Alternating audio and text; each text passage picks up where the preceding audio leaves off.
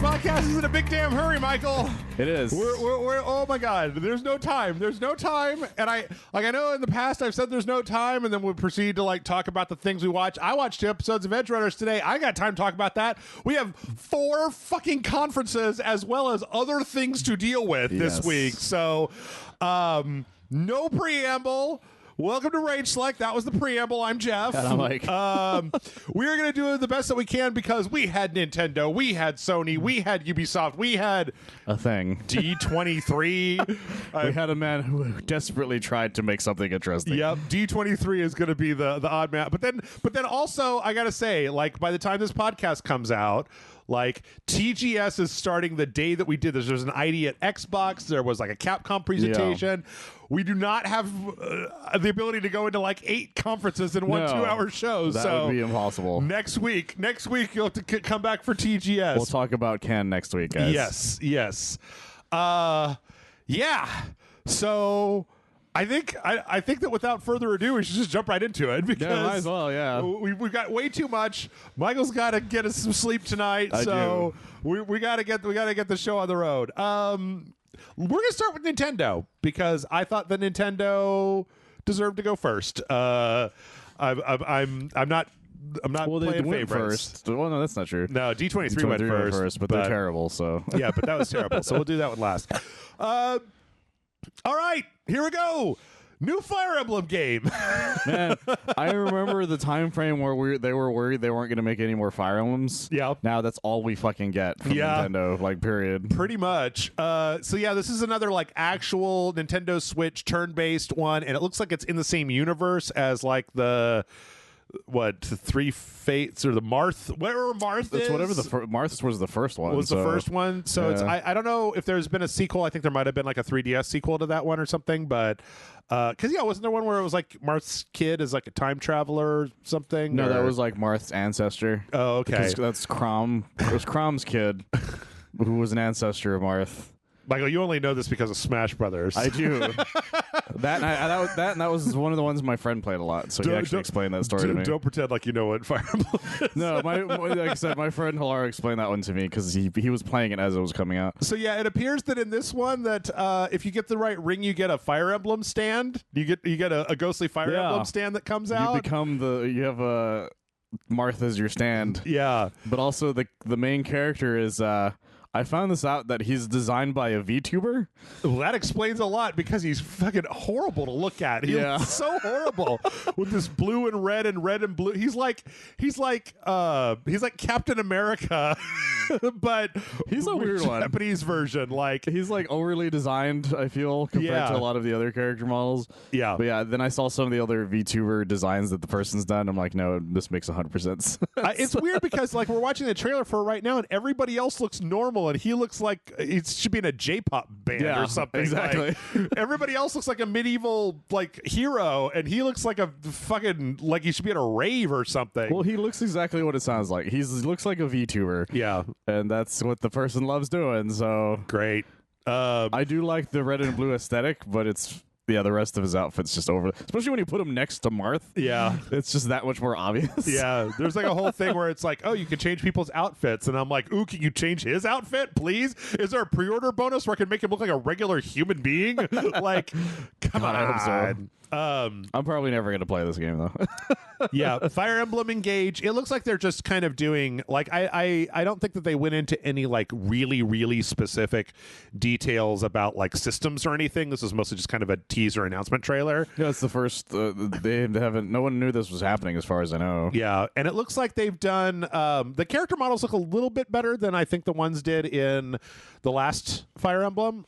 Three houses. Nintendo has this thing. I don't like it very much where they have this weird kind of cell shaded thing that you see in a lot of their games. Yeah, that to me is it seems like it's trying to make up for the lack of fidelity in the characters, but then it ends up just making everything kind of look the same on the Switch. Yeah, I can see that. I think it helps with this one is not split among a bunch of things. Yeah. So maybe it might even be a shorter game. I don't know. Maybe. I'm hoping so. Maybe. I fucking know. Also, the other one was 3 houses? Yeah. 3 whole things that you could do? And yeah. The 4th one? They also show when they bring up the logo here that apparently they're doing the same thing where there's like a lady version as well. So there's like a lady version of the main protagonist. You know what? Like, hey man, we're gonna probably be hearing more about this because it's probably pretty soon though. Because if I'm not mistaken, this is coming out in January of next year. Which is pretty surprising, to be honest. That's really soon considering how long Nintendo likes to like put the big tail that they like to put on the stuff that they put out. I think they might have learned their lesson with Zelda. Where they're like, here's the new Zelda, and then they're like, where is it? Well, because I mean, Fire Emblem, the Dynasty Warriors Fire Emblem came out this year. It did. So like, it's been pretty hefty for Fire Emblem stuff. Because I thought there was another Dynasty Warriors thing, Gundam Dynasty Warriors Fire Emblem last year, or was last year Three Fates? That might have been the Three Houses, though. I thought that was 2020. Anyway, we can look it up later. There's a lot of Fire Emblem. Well, that's the thing is Fire Emblem has been getting a lot of games because that 3DS one was, I think, Awakening. That was their like last ditch because they're like, no one buys Fire Emblem games. No one's gonna buy this, right? And everyone bought. Jason Murphy fucking played Fire Emblem Awakening. That's true. And now every 20 seconds they're like, new Fire Emblem. Yep. All the time, every day. Yep. Add only Fire Emblem people to Smash Brothers. Who gives a fuck? Fire Emblem all the time. Yep. So yeah, good for them. I mean, it's got to be like relatively. I mean, I'm not saying I'm just trying to like brush it off or anything, but it's got to be relatively easier to make like a tactics game with a very established mechanical feel to it as opposed to coming up with something brand new every time. Of course, but the thing is, they thought it just wasn't going to sell originally. Yeah, and then one day it just did. And the thing is, no one really knows why it just started selling all of a sudden. Yeah, and it's just kept up since. There's been a real big influx since around that time period of just like JRPG fans in the West getting a bigger stake in things, like people learning that they can sell that shit and that we will buy it. Hell, the Final Fantasy VII Remake was made specifically because fucking Maximilian was so obsessed with the goddamn thing. Yeah. Let's see. From there, we found It Takes Two is coming to the Switch. This trailer, this is one of those ones where I'm just like, oh man, do you have any other platform to play this on? Because it's very blurry and very kind of like weirdly low resolution. There's a lot of trailers in this direct that did that. Yeah. I forgot. There's one, I will say it when it comes up, but like there are times it'll be like, this is coming to the Switch. I'm like, why? Well, if it doesn't look like it runs well on your own trailer. If all you have is a Switch, then great. The one thing I think looks kind of interesting about this is apparently you can play it like with two Switches in like multiplayer instead of split screen. Oh, okay. See, that's a cool thing to do with that, at least. Yeah, because you can be in the same room. Especially because I think that the lack of the like downgrade in resolution would probably be less noticeable on the screen of the Switch. So probably the best way to do it. That's coming out November 4th. It Takes Two is rad. Go watch Matt and I play it. It was great. Imagine you two playing it and the Switch is in the same room when you're not like looking at the screen at the exact same time. just yelling at Matt over and over again. Let's see from there. Fatal Frame. We got a new Fatal Frame, Michael. Yeah, it's back to the Switch. Although it's not new per se. It's the Wii one. It's the Wii one that only came out in Japan. Yeah, and it's coming to the Switch as well as apparently it might be coming to other consoles as well. Oh, okay. Well, we played that one on the Xbox. We did. That was the last one they did, and we played the. We sent it to the European one, so you remember it had a different name. Yeah, that was an interesting thing. So this is Mask of the Lunar Eclipse, which was like the only Fatal Frame game that hasn't. That you can't really play in America, and again, it was a Wii game. I think it was fairly well received as well. Wait a minute, it was, which is one of the reasons why it was so weird that it didn't come out here because we got a lot of Fatal Frame games prior to that point. Hold on, wait, there was one. Am I completely berserk, or is this like Suda 51? It was. Oh, this is the one that Suda 51. This was the Suda 51 one. Okay, great. Okay.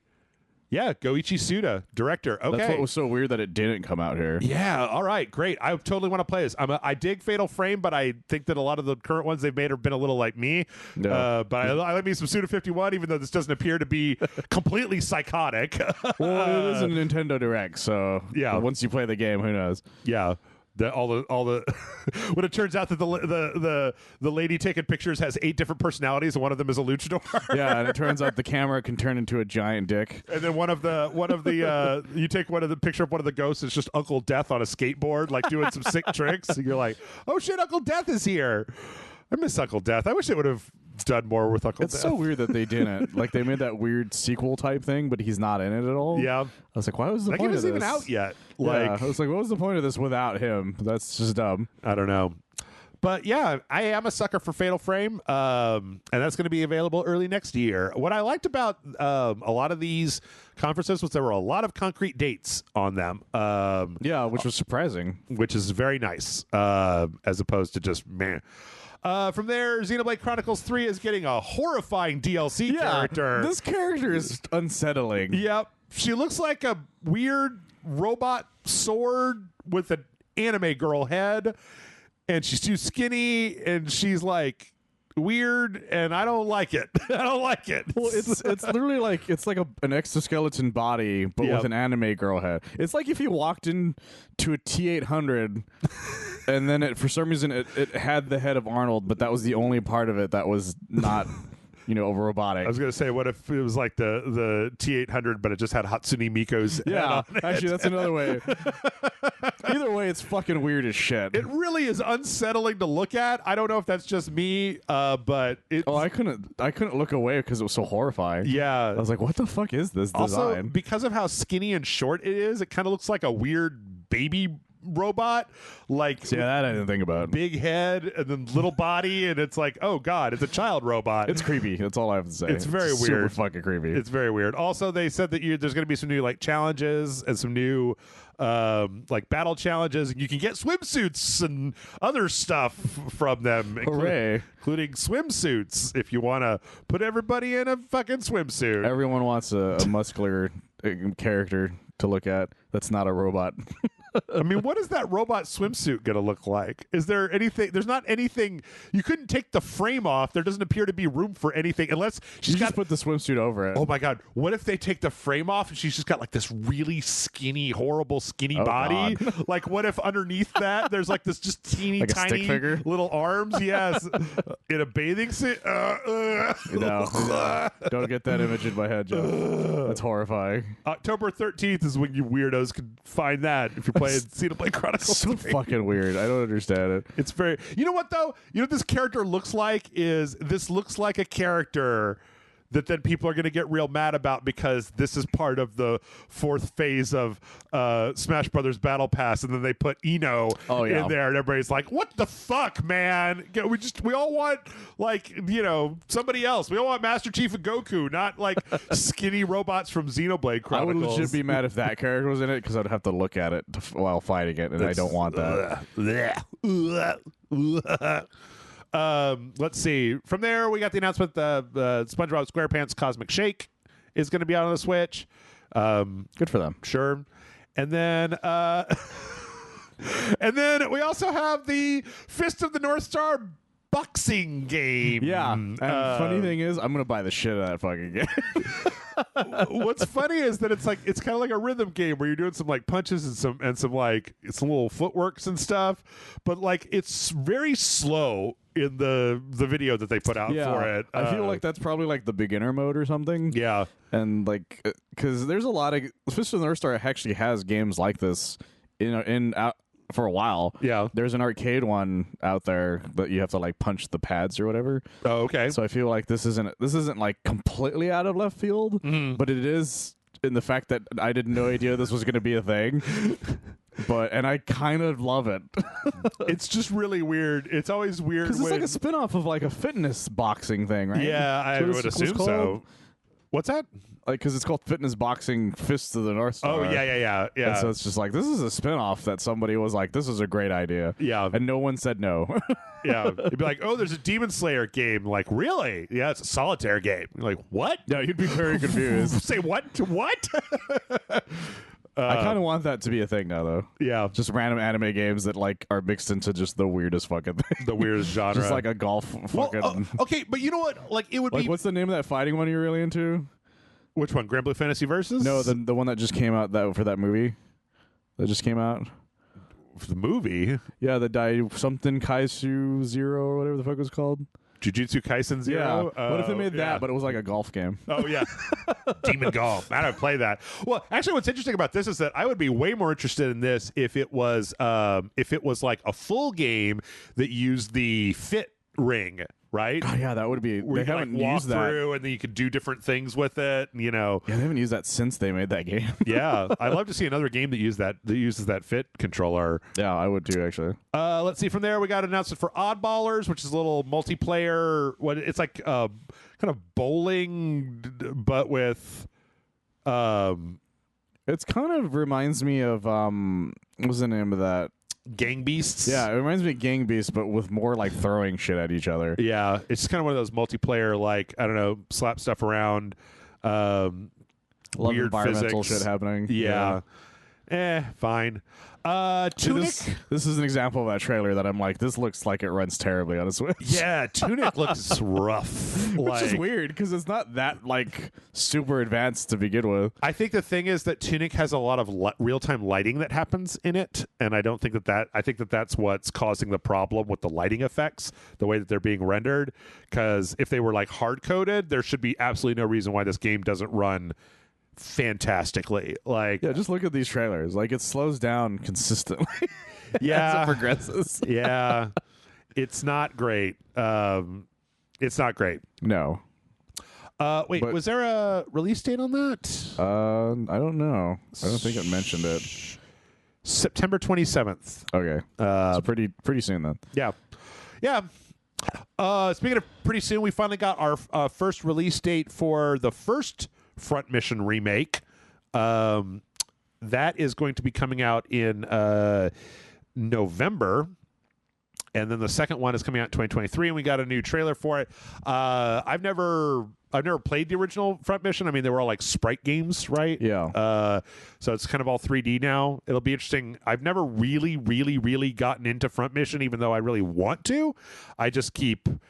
It's so slow that I keep losing interest at a certain point. Even this trailer is like, look at how exciting this is, and when they fire each other, it's like really slow. Yeah, they're not jazzing it up a lot. Like it looks good. I'll give them that because it is like a full remaster remake. Yeah, and they announced they're doing the third one as well. Yes, which coming in the future. Maybe they'll make that one game playable. Remember that other game?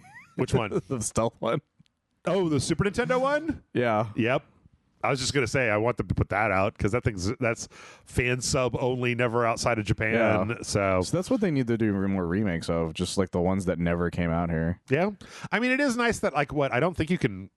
Is there like a PlayStation Classics Front Mission that you? Well, Front Mission was Super Nintendo, wasn't it? As far as I know, it was. Yeah. So yeah, Nintendo. Like you don't need to fully remake it. You could just put some of this stuff out. We'd all just be like, "Yeah, that's great, cool." I just noticed the hashtag for the first time. Wanzers are back. Wanzers. They're Vonzers. Because you guys said that a lot during the the Vonzers. Yep. And then we got after that our first of many gardening holy games. Shit. I didn't realize games. how many there were until I saw Donkey's video on it. Yep. And it was just like farming simulator. I'm like, oh my God. Yeah, this is Story of Seasons, A Wonderful Life. This one's claim to fame appears to be that you're going to age and get married and have kids and then I guess die. And I don't know if you're going to take over as your kids, but I don't know. That would be weird. I got to put my cards on the table, Michael. I really don't care about these fucking farming games. Like, it's just not that interesting to me. Like, if there's a farming component to another game, like Minecraft, like you're gonna farm so that you can have, the energy to go fight monsters or something. But these always look just so fucking boring. It's like, oh, don't you wish you lived in the countryside and worked on a farm all day? And I'm like, no. Nope. Yeah, these are the games that are designed for the people who who game super casually. Yeah. Like they're the kinds of guys who love farming simulator. Yeah. Kind of thing. Like this is their jam. They're not the type of person to play Bayonetta 3 kind of thing. They're the ones that are like, I want to check on my crops and get married. Yeah, people who are just like who longfully wistfully long for the days of fucking Farmville. Yeah, it's just like all it is just that over and over again. But my issue is that too many of them are being made. Yeah. It seems like, again, it's like with the Fire Emblem thing, where it's like for a long time I get the feeling that they just wrote off this whole thing. Then Stardew Valley happened, and it was a huge fucking thing. Yeah. And then people were like, what, there's more of these? And they were like, yes, we've been making them for like 30 years.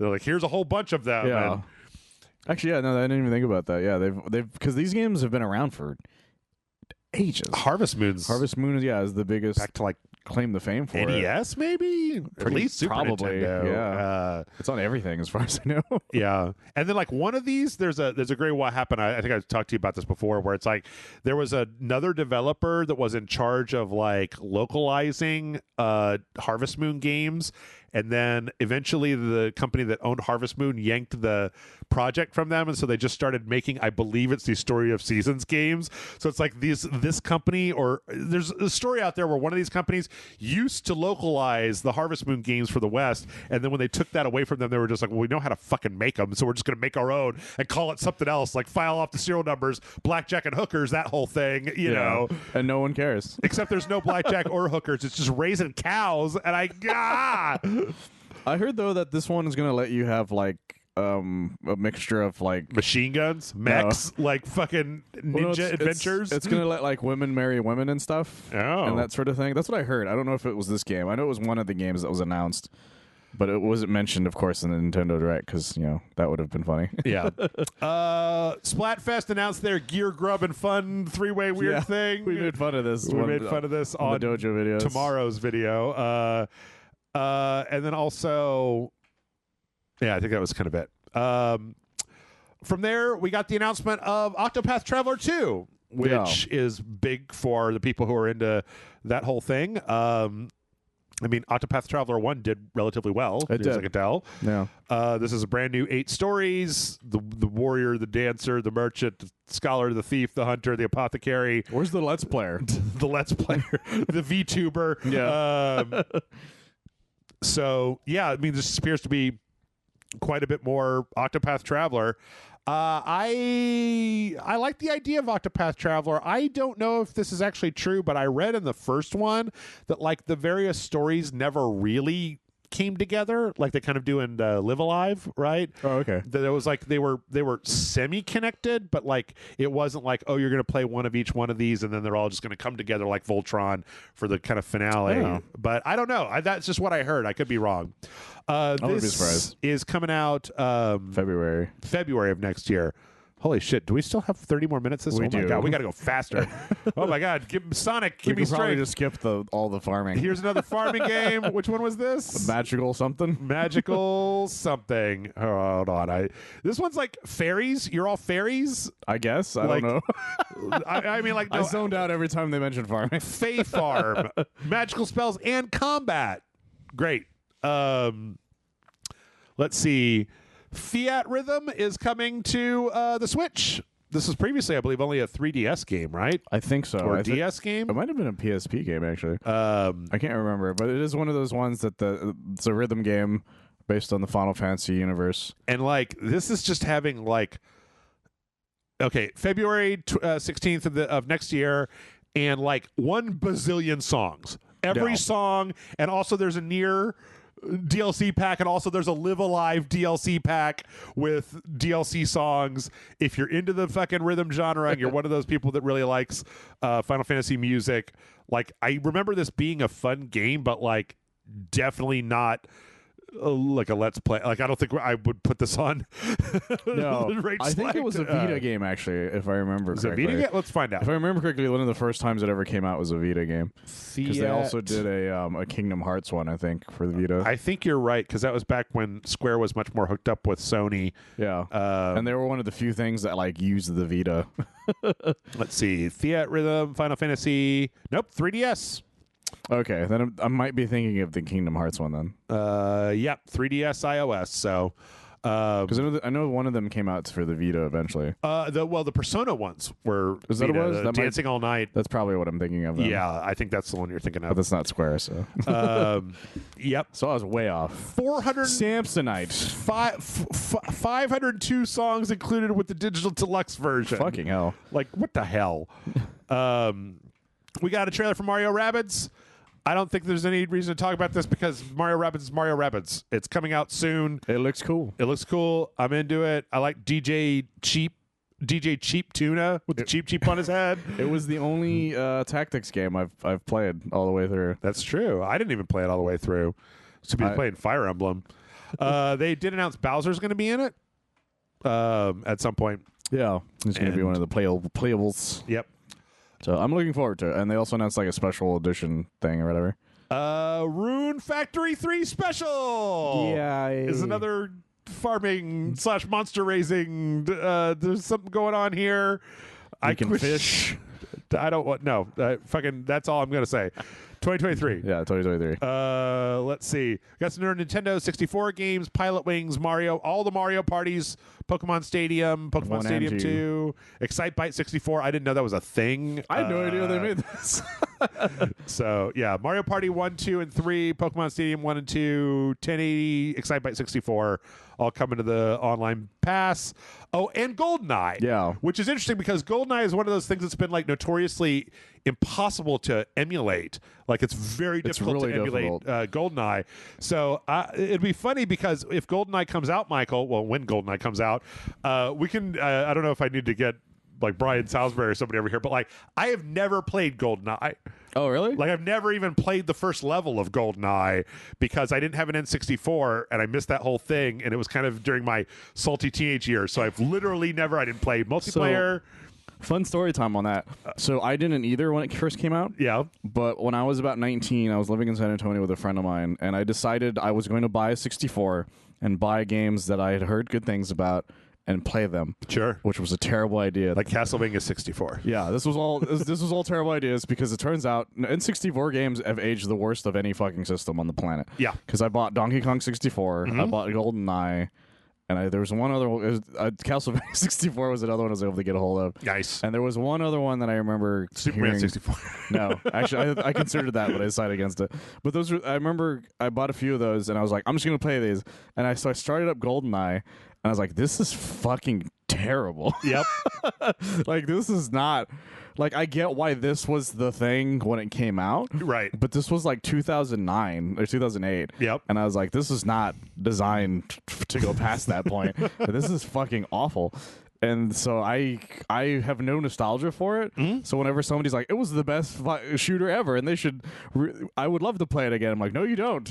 You should keep that vision in your mind of happiness, because if you do again, you're going to be so mad. The bubble will pop. Yeah, I'm probably going to hate it. I mean, I'll be honest. They changed they updated all the stuff on it, so it's going to be easier to play, for one. So maybe you'll like it now because it's, playable. But the funny thing is that the Switch is getting the 64 version, and the Xbox is getting like the revamped version. Oh. And so there's a revamped version? Yeah, so the Xbox is getting a revamped HD 4K like fucking smooth frame rate. Oh, I'll play version. it there. I'll play that one. And it'll be on Game Pass. Oh shit, okay, cool. And so whereas the Switch is the only one with the online mode? Yeah. For some reason. Which is fucking weird as shit. That is weird. But they had to work together to release it because Nintendo has some of the rights for the release of it. Okay. Which is one of the reasons it's taken this long, because they've been Nintendo sucks at doing talking that. to each other about it for years. So yeah. Okay. Let's see. From there, we got. Oh my god, what the fuck was this thing called? Various Day Life. Yeah. I heard that name and I was like, are you fucking kidding me? Yes, Various Day Life, which is a Square Enix like daily do tasks simulator, and then like build up your friendship with your friends to do medieval fights in a weird. It looks like it actually. You know what it looks like, Michael? Is it looks like a Chinese phone ripoff of Bravely Default. It looks like somebody like ripped off Bravely Default, but the name is just like, I know it's a direct translation probably of some fancy sounding Japanese name. Yeah. But that's what makes it that much funnier to me. Various Day Life. Like, it sounds like something somebody makes as a joke on a game, or not a game, on like a movie, where they're like, what are you playing, son? I'm playing Various Day Life, because they can't get the rights to like Final Fantasy or something. Yep. But it's real. Yep. And it's out. It's out right now. Came out the day of the thing. Factorio is going to be on the Switch. Great. There's a horror What'd you call me? It's a great game called Ib that's like a horror game. It's kind of pixelated art horror game that's going to be on the Switch as well. These are both out on Steam already. I remember hearing about Ib and Factorio. Yeah, same. Mario Strikers is getting an update with Pauline and Diddy Kong. Oh, yeah. And a new stadium. I'm not even trying to say that. What the fuck am I supposed to say about Altair Ryza 3 Alchemist of the End and the Secret Key? I know this is a whole thing. There's like a whole franchise of Altair Ryza games or whatever. But I don't know what I don't know what I could say about this. Where it's, anime peoples. It's a JRPG, ride a dolphin, waifus, the end. It looks nice. Yep. I'll give them that. February 24th. There's a bunch of new courses coming to Mario Kart. I'm not even going to say what they are. You can go look them up. That's part of the expansion pass. A new chunk of them, part of the pass if you have the... And it's free still if you have the upgrade, so... The expansion pack. Yeah. Yes. Coming this holiday. Let's see. From there, we got the announcement that the golf mini game for Wii Sports is going to be delayed until the holiday. It's supposed to be out relatively soon. Oh, okay. But it's got pushed back because they need a little bit more time to work on it. So that's great. Then Miyamoto came out to make us all feel bad. To tell us to play the literal walking simulator of the Pikmin phone game. Yeah, it's Pikmin Go or whatever. Yeah. I forgot the name of it, to be honest. It is, let's see, Pikmin Bloom. Didn't he also just like randomly be like, the Mario movie got delayed, I guess? Question, but then... Oh, I don't know. He talked about Mario movie, talked about Universal Studios opening in Hollywood. Yeah. And then he talked about this dumb Pikmin thing where it's like literally you don't even have to do anything. It's like you just walk around and collect Pikmin. Yeah. Like you can have your phone turned off. You don't have to like throw balls at anything. You just collect Pikmin, and then you can like breed them or like do stuff. I don't know. I don't care about Pikmin very much, which is a real shame because the thing that Miyamoto came out to announce, it's like you got to roll the dice with Miyamoto, and like every fourth time it's like a game you don't give any shits about. Yeah. And this time it was that because it was Pikmin 4. A lot of people are excited though. I won't pretend that Pikmin isn't a great, not a great franchise. It's a franchise that people like. Yeah. I'm sure it's a great franchise, but it's one that you guys like, not me. I don't give a fuck about Pikmin. I've tried. I'm not a Pikmin guy. Apparently this one's going to have some new control options to make it easier to control, and we got like one little pre-rendered scene, and that was it. Yeah. Like nothing. Some environmental stuff, and coming out 2023. So not a lot. Just Dance 2020. Michael, you'll be shocked to hear that there's a new Just Dance game coming this year. Is it for the Wii? It's on the Switch. It's on everything. It's Just Dance 2022. You don't even need to do it anymore. You just do it on your phone. That's true, yeah. And it's got like a new interface, like this new platform of like recommending songs to you and stuff. That's interesting. Which is fine. Yeah. We got another look at Harvestella, which I believe got a demo. Yes. This is the fifth farming game that we're talking about. Fourth, maybe? I stopped counting pretty quickly. Yep. This is the one that, like, I believe looks like this is... it's not even on this. Oh, no. Harvestella. November of this year, and it's basically like, it's a farming simulator, but also you have to go fight monsters because it's a square JRPG. Yeah, what's like weird the end is of the world or something. This trailer makes it look a lot more like Final Fantasy than a Harvest Moon game. Well, that's what makes it the most interesting of them. Yeah, because the rest of them are just like, well, you have to just it's more farming than it is anything else. Where this one, it shows farming every now and then. Yeah. But then, a lot of the trailer cuts to Final Fantasy-ass looking designs. Yeah. And that could be cool. Yeah. Who knows? But I'm sure the farming is very, very part of the system. So. Oh, sorry, November 4th. So I probably won't like it. Yeah, probably. There's also a demo out for it. Bayonetta 3 got a new trailer. I'm going to talk more about that in a minute. So let's skip over that for the moment. And let's see, this is a new game from the Danganronpa creator of Danganronpa, called Master Detective Archives Rain Code, that appears to be a very weird...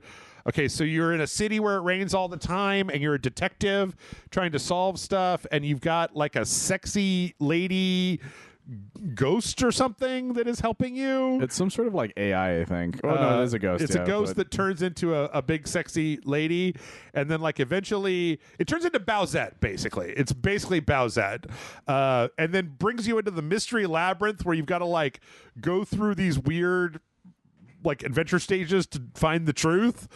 Yeah, it's another weird thing because the Danganronpa series was like, what if Ace Attorney was like a weird murder game, Yeah, and then this is like, what if Ace Attorney was a Persona game, right? Like at times, and you're just like, what the fuck is happening? It's real weird, and I kind of love it. I can't wait to play this stupid game. Like, I actually want to try this game out. Like, I like the graphics, look real nice, and I think the last one of this, the bottom of the ocean trip.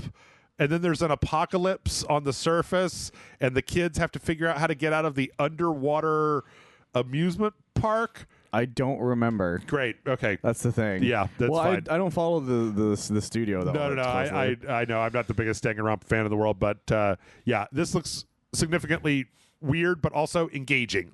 Like it has more gameplay than I normally expect from like a visual novel style thing. Which means, I don't know. The other ones were all PSP games originally, so they worked around that originally. Yep. Let's see. From there, we've got Resident Evil Village Cloud and the announcement that Resident Evil 7 and 2 are also coming as cloud versions, so you can play them streaming. Yeah. I actually tried this out on my Switch, and it was a little weird because even streaming, it was like there was a pretty noticeable delay even with my hot shit internet. So yeah, that's the only reason I've never been like excited about the cloud versions of these things. Yeah. And then we got a montage. Sifu is coming to the Switch. Another example of a trailer that's like, I don't think you should buy Sifu with the Switch. It's very choppy in the trailer. Yeah. I'm sure it's great to have on the go or something, but like other than that, yeah. Yeah, Crisis Core Final Fantasy VII, that remake is coming to Switch. And then, like, oh yeah, what the fuck was this? Some kind of like shmup. Radiant Silvergun. Yeah, I think the last time this was out was on like the 360. Oh, okay. If I remember correctly. So a shmuppy shmup. Sega's Endless Dungeon, and then we got Tales of Symphonia remastered, which all the animated parts look great, and all of the characters to me look garbage. Yeah, no, they don't look great. Like that fucking like that front face of her right there looks so funny to me. Dead-eyed little chibi bastards. Yeah, it's because they went the route of like upraising the small models. Yeah, so it's like if you remade Final Fantasy VII, but only remade the small models. Yep. But not very like super detailed. Yeah. Yep. So that's coming out early 2023. We got, let's see. Oh my God, there's so many montages here. The Life is Strange, Romancing Saga Minstrel Song remastered. Lego Brick Tales is coming out. Sega Disney Speedstorm, not Sega Speedstorm. Fall Guys Season 2, and Kirby. Yeah, they're re-releasing Return to Dreamland. Yep. Which, if I remember correctly, was a 3DS game? I believe that is correct. Which I had a lot of fun with. I remember at the time, if it's the one I'm thinking of, I really liked. Yeah. So. It's got little mini games and multiplayer and all kinds of fun stuff that you could do. February 24th, that's coming out. Oh my God, we're so far behind already. And then finally, last but not least, we got some Zelda. As long as you were outside of the UK. Oh, really? Did you hear about that? No. So apparently the UK, if you watch this stream on the UK, they didn't show Zelda, and everyone's pretty sure it's because of the name of the game. Oh. What was the name of the game again? Tears of the Kingdom? Oh. Oh my God. Okay. All right. I'm not trying to be insensitive or anything, but no, like, I am. It turns out the Queen can override Zelda titles. I saw a screenshot of somebody with a locked out 3DS that said, I saw that, but like I don't know if that was funny. fake or not. It had to have been. There's no way. But it was pretty because they closed everything else down. So I think that's why they made that joke. Yeah. But yeah, I saw all over Twitter a bunch of people being like, they announced the Zelda game, and it turns out everyone who said that was in the UK. Oh man. Like most of the other trailers for this game, it's very short, and it appears to be just hammering down the idea that there's going to be a lot of like shit in the sky as well as shit on the ground, like going back and forth between those things. Yeah, I remember them saying something about that when they first announced, if I remember correctly. Yep. And that was the only thing we knew about it. Yep. And yeah, they announced the name Tears of the Kingdom. Was the release date already fully announced? No, not until this one, as far as I know. Okay. May 12th of next year. So. And who's hoping it keeps that? Yeah. I would like to see more of that Zelda game. They keep showing 30 seconds of that Zelda game, and I'm like, show me a vertical slice, you guys. Like, just show me some new stuff so that I can get excited about it, because I'm already excited about it, but it's like, just please show me the game and quit show me more than 40 seconds of this game, please. Yeah, they showed more Fire Emblem, and that just got announced. Right. I mean, yeah, look at the trailer for Fire Emblem, where I was like, oh, look at this. Here's some gameplay. Look at this. Everything. Here's some story. Here's some clues as to what might be happening. Look at this. Martha's a stand. Blah, like, Yeah. And this is just like, I don't know, you could grab a brick and go up, or you could ride a glider and go down. Here's the name of the game. Whatever, fucking nerds. How long ago did they announce this one? 2020, maybe? That sounds right. I think 2020. I just remember it not even having like a name yet. It was just like Breath of the Wild sequel. And here's like a zombie Ganondorf, I guess, or something. I don't really know. Like, we don't know. We still don't know what the fuck was happening in that first trailer. No. Even now. Yeah, because they were like, there was a weird archaeology where him and Zelda were like underground. Yeah, and then they see like a body of, I guess, Ganondorf, question mark? It doesn't really say what's going on. So I don't know. It's just all speculation. Yeah. So yeah, a mixed bag. Yes. A mixed bag. There was some interesting stuff in there. I like the Master Detective thing. I like the front mission thing. I'll give a new Fire Emblem a chance. I don't know how much I'm really revved up for Octopath, but I do like the Fatal Frame, Suda51 Fatal Frame. I'm in for that. So there's some stuff in here. It's just there was a lot of fucking farming games and rhythm games and bullshit games and PC games, 5-year-old PC games in between all the rest of that stuff. So yeah, but this is very exciting for people who only have the Switch for some reason. I'm not saying that it's not possible that someone only has a Switch. There are people like that, but good for you guys. Yep. Let's see. You know what? Before we get to Sony, oh boy. Okay, so these things are all in the wrong place now. Nope. Oh, okay. Weird. All right. I watched. I don't know if you watched it, but they put out a 7-minute Bayonetta presentation. I did not. I decided to just wait. Yeah. That makes sense. Yeah, it totally makes sense. But I watched it, and it was pretty cool. Like, it was talking about, it showed some of the mechanics of the game, where it's like, it looks like you're going to have like specific demons attached to different weapons that you can then summon, and you can summon these giant kaiju-sized demons that have a little meter that goes down when you get them, but Bayonetta stays still, but you can control the big... So imagine the hair demons from the previous one, except you get to walk them around and hit the buttons to control them. That's fun. And then also there's another way that Bayonetta can like transform into them on a smaller level, and you'll even get like different powers. Like they showed the lava spider, the one that's right out of Devil May Cry. It's straight up the Devil May Cry boss. And they showed like using that as a like to air jump, like to spin a web in the air to swing to get to areas you couldn't normally get to. They didn't even hide the fact that fucking spider is just the spider from Devil May Cry 1. I mean, if it's got just a gruff voice, Yeah. I'm a spider from Devil May Cry. This game looks amazing. I'm really excited for Bayonetta 3. That should be the meme featuring the spider from Devil May Cry. But yeah, because you can even use the big summon demons as like a reversal, like as a block and then counter with. Lots of interesting stuff. But then just like Devil May Cry, we also had part of the presentation that was about oh god, what is her name? The other one, the witch in training, the Nero. The Nero, yeah. I forgot if did they even say Viola? One? Oh, Viola. Yeah, and she's got like a sword. So like Viola gets witch time when she blocks as opposed to dodging, and then her big thing is that she can put her sword in an enemy and then summon her demon, which is Cheshire, which is this giant fat Cheshire cat that then will automatically attack enemies.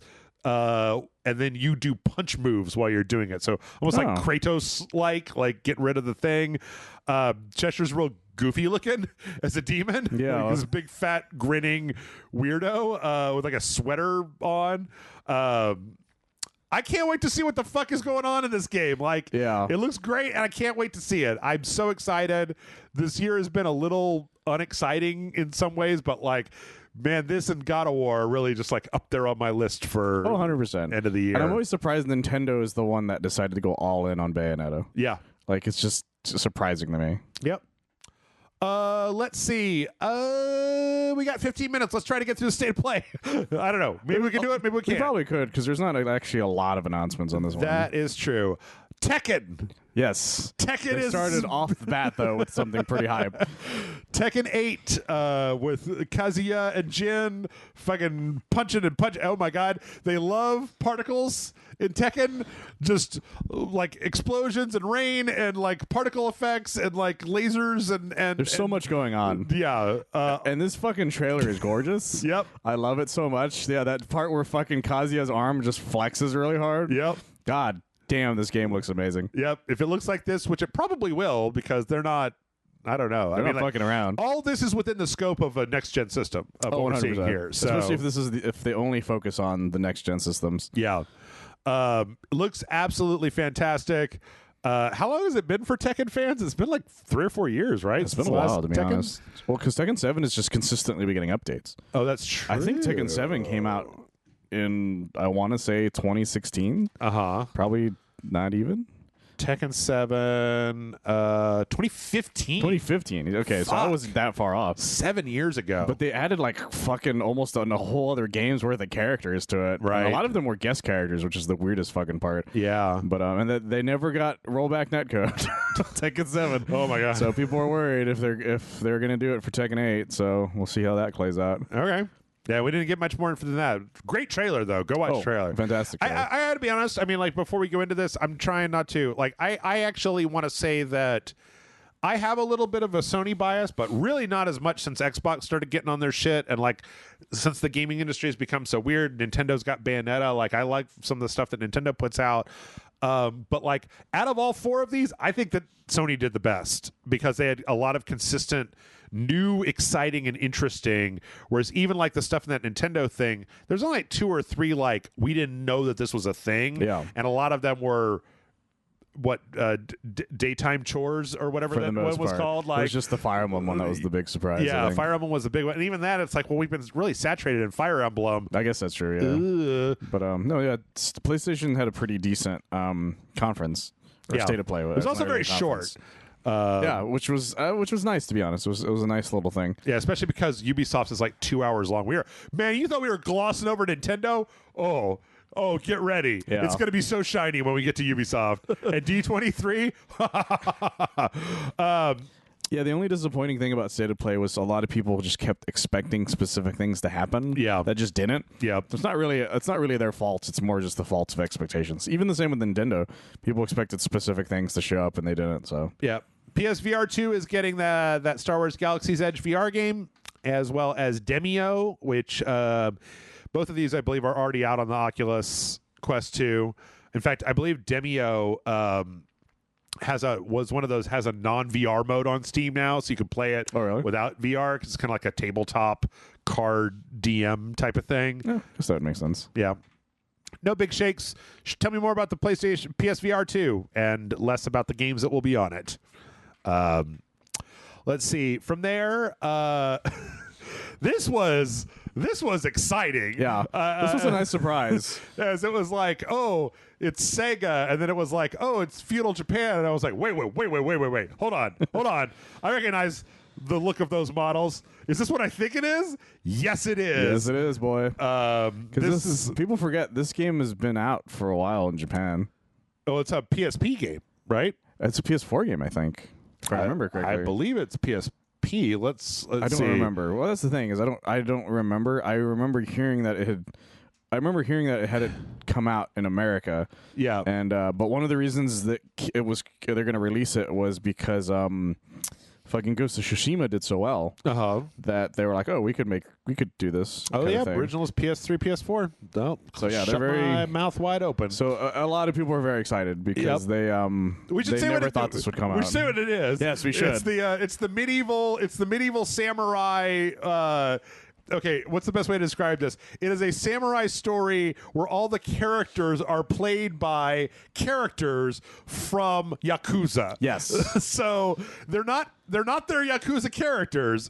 It's just like that character is being played by Kiryu Kazama. That character is being played by Goro Majima. It is not Goro Majima, but it's being played by Goro Majima. The best way I could put this to some people's nerdiness is that it's an Elseworld story of the Yakuza.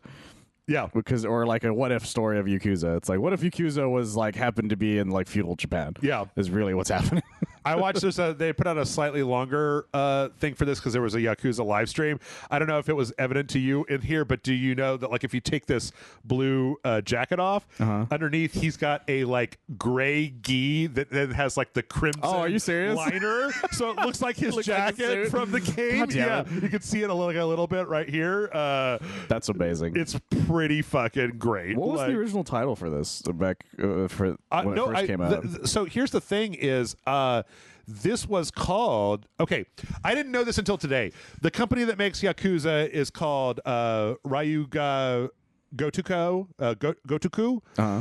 That means like a dragon. And in Japan, the Yakuza franchise is called Ryuga Gotoku. Oh, so it's like a Biohazard situation. Yes. Except that like once that's they kind of cool. Once they flipped over to the new one, they named the last one Like a Dragon. So they actually came up with name parity once they got out of the Yakuza thing.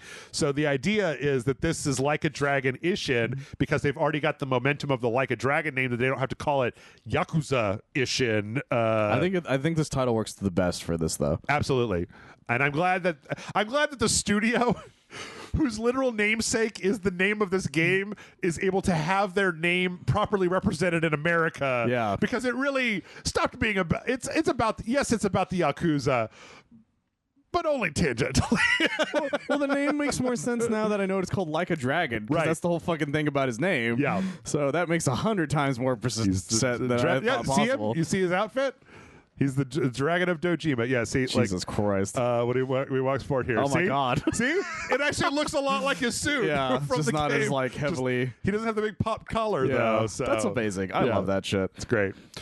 This is great. I'm 100% on board with this. I'm so glad. I love Yakuza, and no matter how long this podcast has to go on, there's more Yakuza to come later on. So All of a sudden, Yakuza fans just fucking got fed. oh yeah, yep. I was full. Hogwarts is getting a special quest for the PlayStation that looks really weirdly eldritch and terrifying. That's fun. I would make a joke that would be very offensive, but I'd rather not. Yes, please don't make offensive jokes when we're talking about Harry Potter. I don't want to. It would be offensive to J.K. Rowling specifically. Oh, okay, So good. I'm just gonna leave it alone. But yeah, this looks like a weird Harry Potter's version of Control. Yeah, that was the thing. I was like, this is the first time from this entire game I was like, this looks pretty cool. Yeah, it's like very horror related. It's like you're going into a chest that takes you into like this secret weird world full of twisty turny passageways and stuff like that. But I know the whole game's not like that, so Yeah, I'd rather not. This is the Haunted Hogsmeade shop quest that's PlayStation exclusive. So It's just so strange that they still do that. from there we got.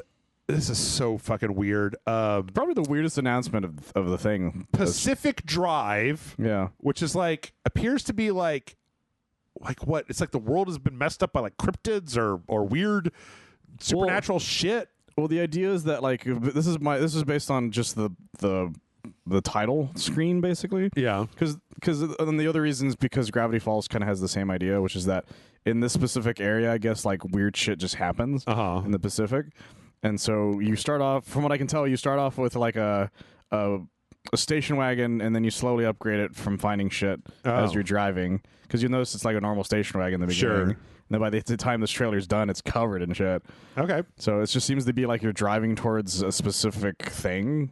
Yeah, but it it's doesn't like really say what. Driving, then there's hazards, and you're trying to get around stuff. And so you're just avoiding all the weird shit that's going on in this area. Yeah, Because that's that message that keeps going, you're trespassing because I'm assuming no one's allowed in this area. Right.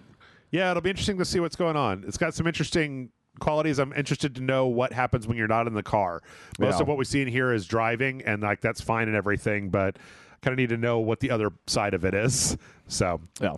Let's see. From there, what? Oh, we spent time talking about the PlayStation Stars rewards program. Yeah. We're like, oh, you can get all these 3D models of shit from the PlayStation's past. And my question in chat, because I was watching this with the Discord, was like, who will you show them to? Yeah. How will you present them to other people? Like, luckily they're not NFTs as far as we can tell. Yeah, but it's still stupid. It's pretty stupid. From there, this is very weird. We got Synduality. Horrible name. Horrible terrible name. This is like I read a little bit about this. This is like a post-apocalypse thing where the most of the world has been turned into monsters, and the people that are left have to go out in mechs with their waifu AIs and harvest like weird monster juices. Kind of Lost Planet-y a little bit, like I could start to see that. Very kind of open world mech combat. I'm all for it. I love me a good mech combat game. So well, the gameplay still looked really good. Yeah, that's the thing. It's just that it happens to be in the framing of a waifu AI.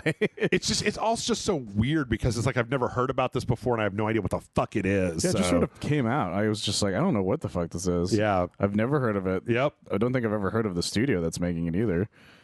I think they made some other stuff a little while back, but nothing. I looked them up, and it looks good though. No, at least gameplay wise. Actually, the thing is that it's really weird because the name of the studio that made this is like the game studio, so they're like impossible to Google. The game studio.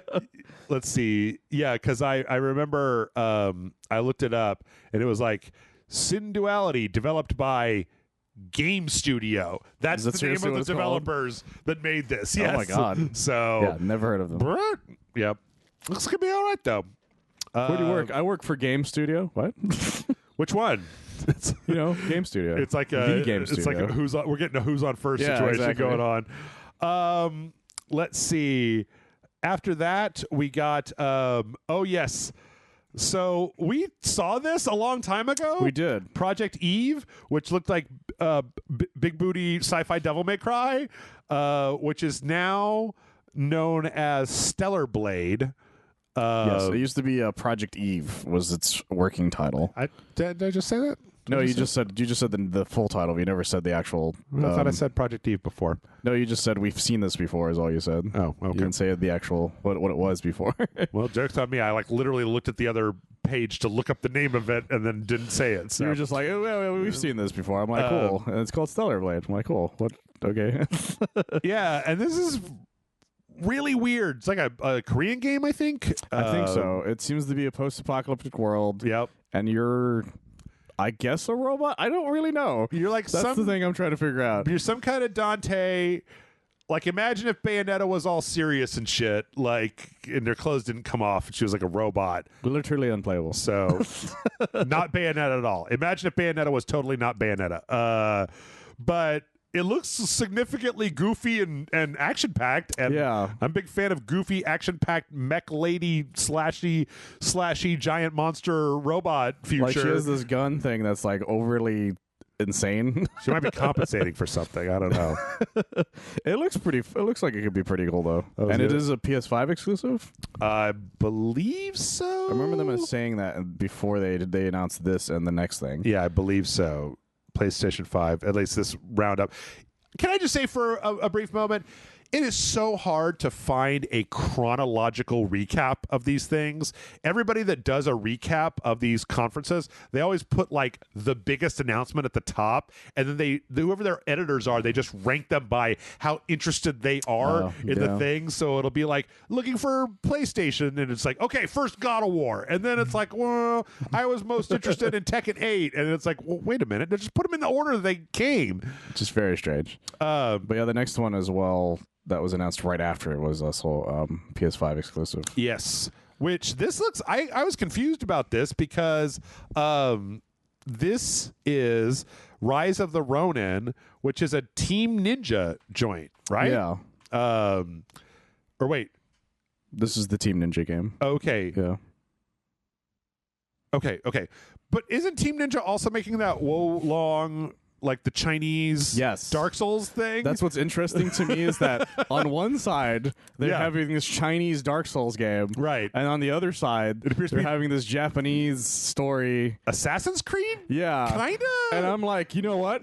Fuck yes, let's do this. Do what you guys want because both of these look pretty cool. I was so confused because I thought that this was that other game, and then I was like, this looks way more Japanese than I remember from the last time. And it's like, oh no, this is a different game. And I was like, oh okay. It's just weird, yeah. Two completely different stories like that are just being made by the same studio for two different consoles. I really need to know more information, but it honestly looks like Team Ninja's making an Assassin's Creed game. Well, a lot of it, there's a lot of traversal that looks exactly like an Assassin's Creed game. Yeah. Some of the combat doesn't 100% feel like that, but we don't really know how that works. So. Man, combat kind of looks like Bushido Blade, to be honest. Like a little bit, but there's a lot of wacky things going on in it, so... Okay, stabbed that guy with a bayonet and then shot him with the same gun. I'm pretty excited about this one, though. This one actually looks a lot of fun. Really good. It looks really, really good. At first I got my hopes way up. I thought it was going to be a new Way of the Samurai game. I was like, oh, please let it be Way of the Samurai. And it was like, it's not, but that's okay. That's okay. In this case, that's okay. To me, what this smacks of, though, is Team Ninja looking at Ghost of Tsushima and being like, well, we can do that. Like, is that what they want? We can do that. Like, my favorite thing is it seems like people are cool with that, though. Yeah. Oh, yeah. Because I'm cool with that. I'm cool with it. Yeah. 100%. Team Ninja's, I mean, like, I may not always like all their games. I don't think anyone expected Ghost of Tsushima to do as well as it did. Yeah. And last but not least, God of War. A controller. Is there new footage? No. But there is a controller. The way they say it, too, they're like, one last thing, and it's this fucking controller. And you're like, are you fucking kidding me? Oh, by the way, one more thing we have for you. God of War controller. It's a nice controller. I'll give them that. That's two-tone white and blue with like this little wolf and the cub or something. Yeah, like dog and a bear howling at the moon or something. I don't know what the fuck is going on there. It's fine. It's fine. Anyway, my main thing, Michael, is that I'm in it for. Oh, well, this was a new trailer. There was a trailer directly after it. Big new trailer that showed. But the controller was like made you think that was all it was going to be. Yeah, I forgot about that. I'm sorry. I thought that. Yes. New trailer showed a bunch of new stuff. Showed some characters. I'm not going to say who they are. It's probably the hypest trailer we've gotten for this game. Yep. It shows a lot more specific stuff that if you played the first one, like, you'd be lost. Gives you some ideas about. Yeah, if you didn't play the first one, you'd be lost. Is what I meant. Not the other. I accidentally, because I heard you wrong. That there's some interesting It's about the implication, Michael. Yes, there's a lot of implications. We haven't made that joke yet today, so no. There's so many implications going on in this trailer. Yep. But it has probably the coolest Kratos line I've heard in a long time. Oh my god, it's so good. Do you remember exactly what it was? Yeah, it's like death can have me when it earns me. Yeah, I was like, from that moment on, I was like, my hype levels have reached unbound levels I didn't think possible in one moment. And from then on, I was like, I can't fucking wait. Yeah, I can't fucking wait. It's weird because the thing is that as a like, okay, everybody knows I try not to like let my hype or my excitement get out of control because I'm a cold, unfeeling machine with a Hatsune Miku for a head. But like, I keep forgetting that God of War 2016 was like one of the most satisfying game experiences I've ever had. 1,000 times over. It was like eating all of your favorite foods, but that they're also very healthy, very well prepared, and like good for you. Well, because we did a full Let's Play of it. Hell yeah. And then I immediately just went and played it myself. Yep. And 100%ed it. I mean, I did a dojo for it, and then I played it all the way through by myself, and then like a year later, we were just like, or 2 years later, I was just like, now we're going to do it. Fuck it. Like. And then I did it immediately for myself afterward. Yeah. And I beat all the Valkyries too. I did not beat all the Valkyries. That's just difficult. I don't care. That's well, fine. somebody told me the secret. Yeah. Which is just that there's a specific armor you can get. Yeah. And once you get it, you can do your runes over and over again really easily. And from then on, all of the Valkyries except for the last one are like super easy. Right. But yeah, looks hype as shit. I mean, like, I think at this point, does anybody actually need convincing to buy God of War? Like, and this is already the finale. They didn't even decide to make this a trilogy, which is the interesting thing. Yep. You're either like already there, or you probably just don't have any interest. And either way, it's fine. Oh man, that shit at the end with the arrow and the fucking sky changing is lit. The funny thing about the God of War series is that it's one of the weirdest trajectories I've ever seen for a series. Yeah, because it went from like super crazy character action murder man who will murder everything in his path, to one of the most like solemn, introspective like things about fatherhood and getting older and all this shit. And it's like, what the fuck happened? Kratos is goddamn unrecognizable if you just grab yourself from like right after you finish God of War 1 and then be like, okay, now play this one. And you're like, who's this fucking guy? It's kind of funny because it's like it's almost as if it's the audience itself that grew up with it. Yeah, it's like the dude bros in college all became dads, and then God of War decided to change with them. And with that, we're gonna go ahead and take a break. We got through 2. Yes. We're going to go way faster through Ubisoft because I'll be honest, I just don't give a shit. And like, you could be like, hey, there's a mobile The Division game. Also, there's a mobile Rainbow Six game. Mobile games, man. Also, there's another The Division expansion for The Division 2. And like, we don't need to, I don't have anything to say about these. I find them all boring as shit. And D23, you were the most disappointing of all. Oh, you were the chosen one. You were supposed to fucking like make my weekend, not destroy it. Anyway, we'll be back in a minute. We'll get into all that. See you then.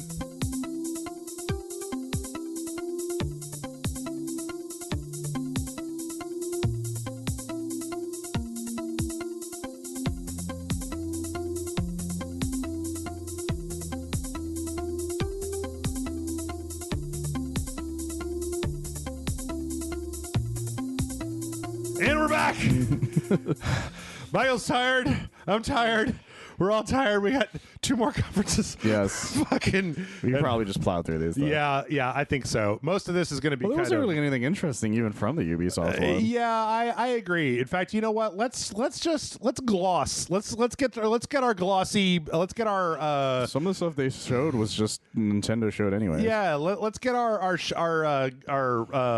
Lisa Frank rainbow pen out, click out the sparkles, and say, Mario and Rabbids Sparks of Hope. Like, if you want to know more about that, they kind of had a whole thing talking about some of the mechanics. But in all honesty, like, I mean, none of the pitch of Mario Rabbids is going to get you going if you're not already ready to go. So, Mario Rabbids is Mario Rabbids. Let's see, Skull and Bones. Does anybody care? Michael? Fucking Skull and Bones. Michael? I'm still amazed this isn't a scam. It's not just like a tax cheat. It probably started off as one until somebody says, hey, we have to pay the government back if we don't make this. Oh, shit. Yeah, ship whatever you have. Oh, no, wait. The one thing they did talk about is there's going to be an actual DLC with actual Rayman in the Mario Rabbids. Good for Rayman. So getting some scraps from his fans, the Rabbids. Yeah, make some more fucking 2D Rayman games, you cowards. I always laugh at how the Rabbids overshadowed Rayman in pop culture eventually. Yeah. Poor bastard. Skull and Bones is... It was just like a bunch of YouTubers fucking talking about how much they like Skull and Bones, and like more just like, here's how to play a video game that's a pirate game. Again, I will be flabbergasted if this game is if it does well. if it's anything above acceptable. I believe this is going to be an acceptable video game. Yeah, like I'm not expecting this to be fucking game of the year. Yeah, I'm not expecting this to be game of that comes out this year. Yeah, I think it has to, but because this shit's getting ridiculous. Yeah, absolutely. Let's see. Riders Republic. Does anybody care about Riders Republic? Oh yeah, Riders. What was our Rider Republic guy? Oh, I don't even remember. I don't even remember anymore. But BMX, we're getting BMX in Riders Republic. Did you know there wasn't BMX in Riders Republic already? How was there not BMX in Riders Republic? I don't know. They're getting a bunch of new playgrounds. There were bikes to begin with. A bunch of bikes. I don't know if there were bikes. There might have just been skateboards and wingsuits and skis and shit. No, we did a whole race with the bike. Well, maybe it's just specifically BMX trick bikes as opposed to like I guess that makes more racing sense. bikes. So yeah, that's happening. Do that if you feel like it. Here's the Division. The Division. This is a Division. I don't know what else to tell you. They showed a really brief teaser for the Division Heartland, which is going to be their free-to-play division, which is just the Division, but in like the countryside as opposed to a downtown city. If you're into the Division, then I'm sure you'll be playing the Division Heartland. I was barely hanging on to the main division. The spin-off division was not the division by way of Far Cry 5 was not something I was interested in. I think I got Division 2 because it was randomly on sale for like $3 one time. Yeah, and you were like, "Ooh, let me see." Oh no, never mind. Yeah, and I never started it. I just bought it and never played it. Yeah. In addition to that, there's the Division mobile game, which is getting the Dark Zone. Sure, I guess. Which is this like multiplayer get the stuff and then like I don't know, maybe you'll fuck over your friends to get even more rewards. It was a mode from the other online the other divisions. Yeah, but I don't know. The thing about the Division that I'm always surprised by is that they went all in on making the Division a giant franchise. Yeah, even though it's the most generic ass looking thing I've ever seen in my life. Yep, there's nothing. It's like just a third person military cover game. Yeah, that just happens to take place in some sort of maybe not even post-apocalyptic. Current people apocalypse? got virus stuff, I guess. Yeah. I don't know. It's an apocalypse quote. I'm using quotations because there's still people and like the country's still around technically. Yeah, just a lot of shit happened. Okay, but you know what? Though, as a story, it's more interesting. But the issue is that it's not about the story. Is the issue with the game? There's so many interesting things you could do if you weren't a coward. No. Like the idea that the Division is this covert force of special operatives that live amongst the world, and then like when the government breaks down, these private citizens come out with their guns and their drones and their bombs to reestablish the order of the United States of America. And it's like, especially in 2022, there's some really interesting moral implications 100% about that. But no. Turns out the Division activates when certain people are arrested, who I'm not going to say the names of. Yes, exactly. So yeah. Also, Rainbow Six on phones. I guess I miss Rainbow Six when I liked it. Yeah, me too. Closed beta this fall. Jesus Christ, Rainbow Six, you've fallen so hard. It's just Counter-Strike now. It's just you know what? I was going to say this before. You know what's missing from this? What's that? That Ghost Recon Battle Royale game. Oh yeah. That Tom Clancy Overwatch game. And I'm actually thankful there is no Splinter Cell anywhere in this entire conference. I kind of am too, because I'm afraid it will just be another mobile game. Yep. Or The Division. Oh yeah. Open world Splinter Cell. Yeah. You know, you're no. Which would be fucking weird. You're no Hideo Kojima, Ubisoft. Yeah. I'm still amazed Kojima pulled that shit off. Me too. Yeah. So Rainbow Six Mobile, and then from there we got a Netflix. There's going to be a Netflix Assassin's Creed. Yes. Which is, I believe, I would like to just remind everybody, this is terrible news because the Netflix Resident Evil was canceled. Does anybody know that like 3 weeks ago, the Netflix Tekken series actually came out? Did anybody actually watch That's right, the Netflix Tekken series? It did come out. I like Tekken and I forgot it even came out. I know. Oh my God. I know. That's a shame. Yeah. The one thing that's kind of interesting is that they are going to be making oh God, what the fuck is it called? That World War I like RPG. You know what I'm talking about? No, actually. Valiant Hearts. Remember that? Oh, no, I know what you're talking about now. Yeah. That was I'm thinking of the right thing, right? I think so. They're making That a sounds right. sequel for that's going to be published under the whole Ubisoft or Netflix gaming thing. That's interesting.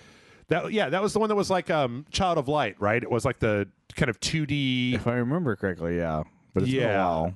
Yeah, kind of RPG. Yeah, The dude with very the beard, stylized. right? Yeah. I haven't thought about that game in a long time. So that's It was happening. a big deal when it came out at the time. Yeah. Other than that, I mean, you know, I hope they say Animus correctly, unlike the movie did. there's no chance that an Assassin's Creed series, the Assassin's Creed games, That's true. are barely. Well, I don't like them, but I mean, other people do apparently. Well, the issue with Assassin's Creed is that after 3, they didn't know what to do with the other half of it. It was like, because they were like, well, we have ideas for what the Assassins thing will do. It's yeah, but what happens with the real world time frame? Like, I don't know. Can you imagine how like you work awesome for a game development studio, I guess. It's like, well, this makes no fucking sense. Can you imagine how awesome it would have been if after Assassin's Creed 3, like Assassin's Creed 4 was Assassin's Creed, but in the modern day with you playing as That's what everyone was wanting. fucking Adam Sandler? Like, it would have been great, you know? It would have been great. Like, And all then- those mechanics would work perfectly in a modern day setting. 3 ended so badly, I almost stopped playing Assassin's Creed outright. But they're just like, no, that's the Division and Ghost Recon. Only Tom Clancy rules the modern day. You can't bring Assassin's Creed into the modern day. I heard that the rumor right now is they're not even going to bring the modern day stuff in Assassin's Creed anymore. That's what I've heard. That's what I've heard. Which, honestly, I have no qualms with. They showed a teaser for Season 3 of Mythic Quest. Which was the most exciting thing in this, to be honest. I didn't watch Season 2 of Mythic Quest, even though I have Apple TV. I just like these. I like this show a lot. I haven't seen Season 2 either because I don't have Apple TV. I didn't necessarily care for the first. I thought the first season was okay, but I didn't think it was good. I didn't think it was funny enough to keep watching a second That's fair. season. I just like the characters a lot. It got me going for the whole season. I liked the one really serious episode with the How I Met Your Mother mom. Yeah, I remember that. I really liked that episode. The one that was serious about the relationship and making games and falling apart and all that stuff. Mystery Quest is what they call this on the podcast. If you listen to that, It's Always Sunny podcast. Oh. Because they tend to fuck with Rob a lot. He's like, yeah, my other show, the Mystery Quest. Is that what it's called? Yeah. This is fine if you're into that. Let's see. Ubisoft Plus got a little bit of a, like, you can try out Ubisoft Plus for free until October 10th. Hooray. If you want to play some free Ubisoft games. There's still good Ubisoft games from the past, so it is still worth trying. Yeah. Trackmania. They really just it was like old E3. It was literally everything except for the thing that we're all here for. We're all here for Assassin's Creed. You're going to be shoving fucking Mythic Quest and the Rainbow Six Mobile and Trackmania out in front of us. Trackmania is coming to PS5 and Xbox Series X. Hooray. That's pretty much people still like that. That's pretty much it. I think I looked it up, and the last Trackmania was 2020. Was their last re-release of Trackmania? I forgot that even happened. Yeah, I think the original Trackmania was like 2013 or something like something that. Like that, yeah. 2023 is coming to the cloud. Stadia, Luna, and then good for Stadia hanging in there. Other stuff. So, who cares about Trackmania? Somebody, Rocksmith Plus got a trailer. That shit is coming out like this month or something. Is it really? Yeah, there was a trailer last week for it. But yeah, Rocksmith Plus is coming out almost, imminently. I still appreciate the idea of Rocksmith a lot. Yeah. So, yep, Rocksmith Plus, everything. And then, hey, Just Dance. Yeah. Do you think we're going to do it? Just Dance 2022. I was thinking about trying to do it in November this year because I always do it like right before Christmas and it stresses me the fuck out. I hate it so much. I hate doing it. I hate editing it. I hate all that shit. It's a pain in the ass for everybody. I almost died the first time. Yeah. I almost died. I will never get over the year that Grant and I did What Does the Fox Say twice. That shit was amazing. We did it back to back. What was the one that we decided that it would be better if you just turned it into a silent film? Oh yeah. It was like some big band jazz thing that Grant and I did, and then it's like it's like the video recording, but the audio capture got messed up, or the audio got messed up. Yeah, and so I just put an old timey filter over it and put it. And it was amazing. That was my favorite thing we did because we came up with that on the spot. We were like, what if we just made it an old timey thing? Yeah, because that was what the song was. Yep. Yeah. Just Dance looks real Just Dancey. It's a real Just Dance. I'm amazed they've been able to make as many of those, but I shouldn't be surprised, to be honest. I remember them saying, like, our developers are working hard. And I was like, oh, you guys still have developers for this? I thought it'd just be like a big program that you just shove music into and then it AI fucking generates music videos out the other side. Yeah, I just assumed they hired a guy, hey, dance real quick in front of the screen. Yep. And then they just randomly, put an AI. And then that was it. Yeah, so they have this new kind of dance verse application. Michael is somebody who actually knows what the UI for Just Dance looks like because I make you play it every year. This actually looks better. It does. It looks a lot better. It looks more like a Amazon Video Service. Well, don't say that because Amazon Video Service is a pain in the ass. That's true. But it looks a lot better than what we had. Yeah, it's got more like highlights and like showing stuff, and then apparently it's gonna like if you star stuff, it'll make recommendations to you and tell you new stuff. And okay, that's great because the music catalog for Just Dance is getting so fucking big that like you need something like that. Like we forget what we've done. Oh my god, there's still so much more to go until Assassin's Creed. It's a 2-hour conference, Jeff. Yves came out to be a piece of shit. It's Okay. Yves. There's Ubisoft, or there's Assassin's Creed. It's all Ubisoft. Yeah, I was about to say what? Doesn't make any sense. This is a stupid live action trailer that I hate. It's just like, why are you guys spending money on this? Also, every time they have a montage of Assassin's Creed, they show very, very, very, very little love to Rogue and Liberation, 2 of my favorite games. Which is a shame. Yeah, because I really like those games. Yeah, we get it. There's a bunch of... I tell you what, they put out this new logo, right, for Assassin's Creed, and it took me like halfway through looking at this logo to realize that it's a 15. It's the 15th anniversary, because it looked like it was just like kind of a slash in the middle of it, and I was like, what? It was... I don't know. No, I get it, yeah. I was like...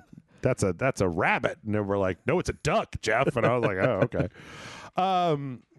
So then we had the insufferable hosts of this part gushing all over Assassin's Creed. We got a CGI trailer for the worst kept secret in the entire world, Assassin's Creed.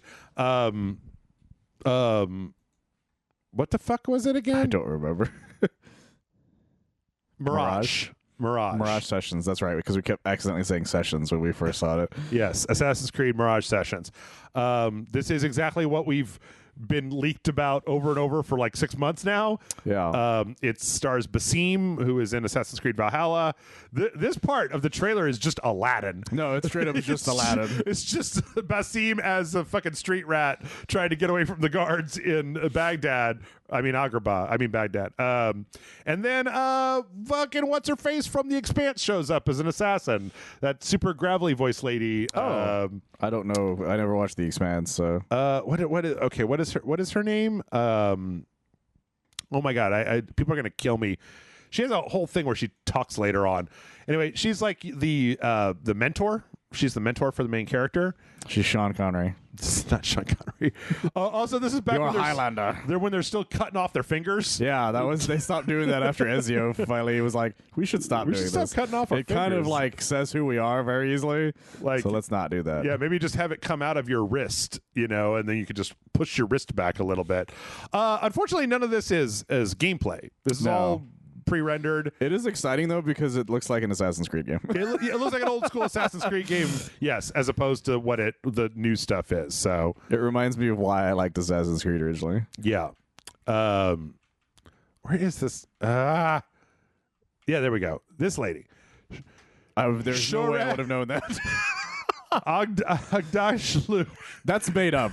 That entire name is made up. You've heard somebody fell on a keyboard, and that's the name. Don't be insensitive, Mike. I'm just saying. You've seen this lady before, though, right? You know who she got like this very kind of gravelly voice. I don't think I have. But No, I'd have to see what she they've plays. done. What Avara Sala in the Expanse series? She was in 24 a million years ago. Okay, yeah, I might have recognized her from 24. But yeah, that must have been ages. She ago. has a very distinctive voice. If you heard the voice, you would know. It sounds like she smoked 1 billion cigarettes. Oh, I think I know who you're talking about now. Then she has this very kind of like raspy, low voice. It's nice, I'm not trying to be insensitive, but that name is seriously like somebody fell on a keyboard. Yeah. She gives her best like corporate paid me a lot to come record this to say how excited I am to be in an Assassin's Creed thing outside of just like. No, I mean like they hired me. I got paid money. Yeah. You pay me whatever you want, and I'll play whatever assassin you want me to play. Yep. Again, we already know so much about this, but it's just like, if this is what they say, if this is a return to Assassin's Creed 2, if cool. This is back to basics, then I might actually play this one. Absolutely cool. Yeah. I don't want to have to be level 60. I just want to have to sneak up on a guy. Yeah. And then, the fact that I can't assassinate a guy in a game called Assassin's Creed because he's slightly higher level than me is absolute bullshit. When I get into a sword fight, I want the game like to be like, if you don't choose to disengage from this sword fight, eventually you will have 80 guard bodies in a big circle around you because it's that easy to counterattack.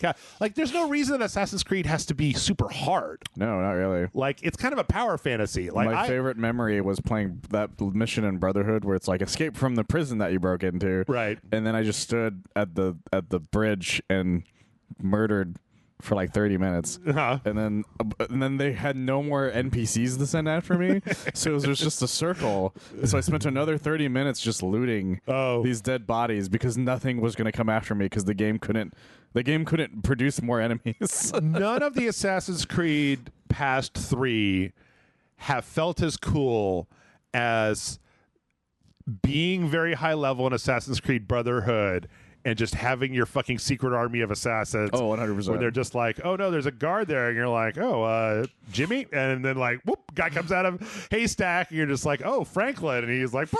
And you're just like, I'm just walking between the raindrops over here. My favorites are like kill a guy without getting seen. You snap your fingers and a bunch of arrows come out of the sky and just murder the shit out of a guy. And then you get to, like, I would literally role play in that game where, like, I would have one of my assassins kill a guy. You jump out of a hay bale, stab a guy, and run off. And then all the NPCs would run up. It's just like, oh no, what happened? And I would be like, yeah, what happened? That's fucking. Did anybody see who did it? Brick killed a guy. It's like, I don't know what happened. I was just sitting on this bench reading the newspaper. Do you guys need and a bunch of guys got murdered. Do you guys need some money? Yeah, and then just start throwing money everywhere.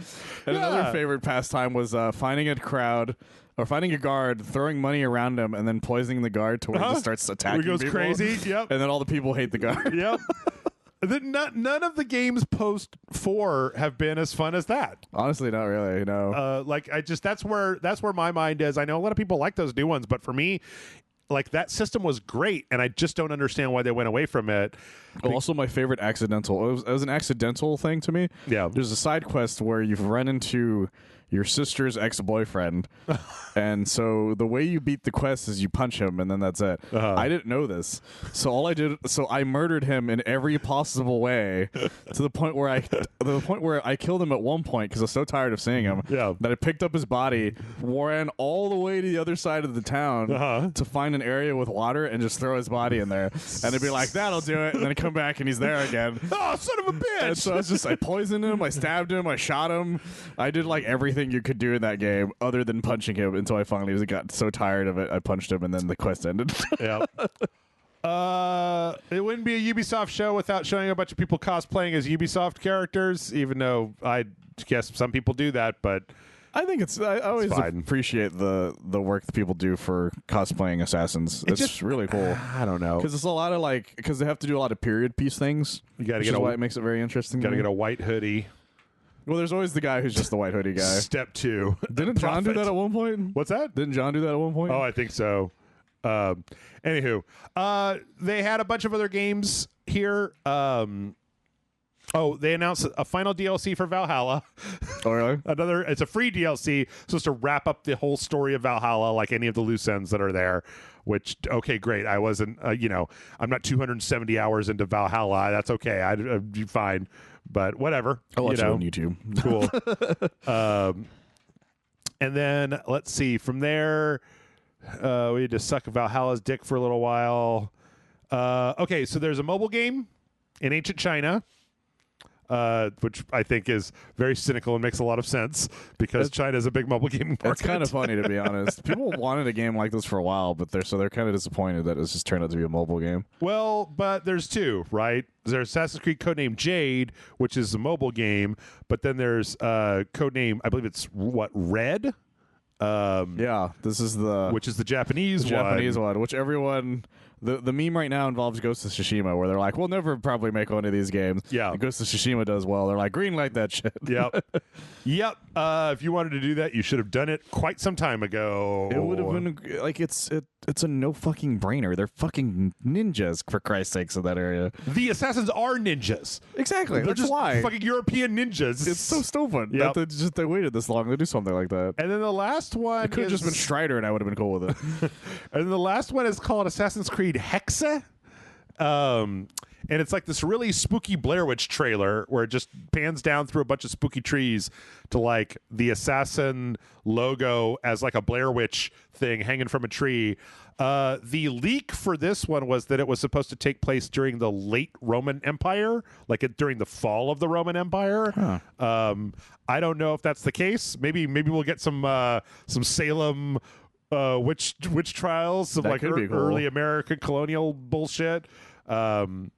Some Puritans. Press X to accuse someone of being a witch. That's what you do. That's what you do in that one. Instead of having your assassins jump out, you just look at a woman and you're like, witch! And then just like all the townspeople swarm in like a buzzsaw, and there's just a skeleton left on the ground.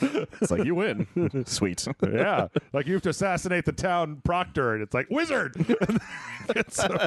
He healed that man. He's a wizard.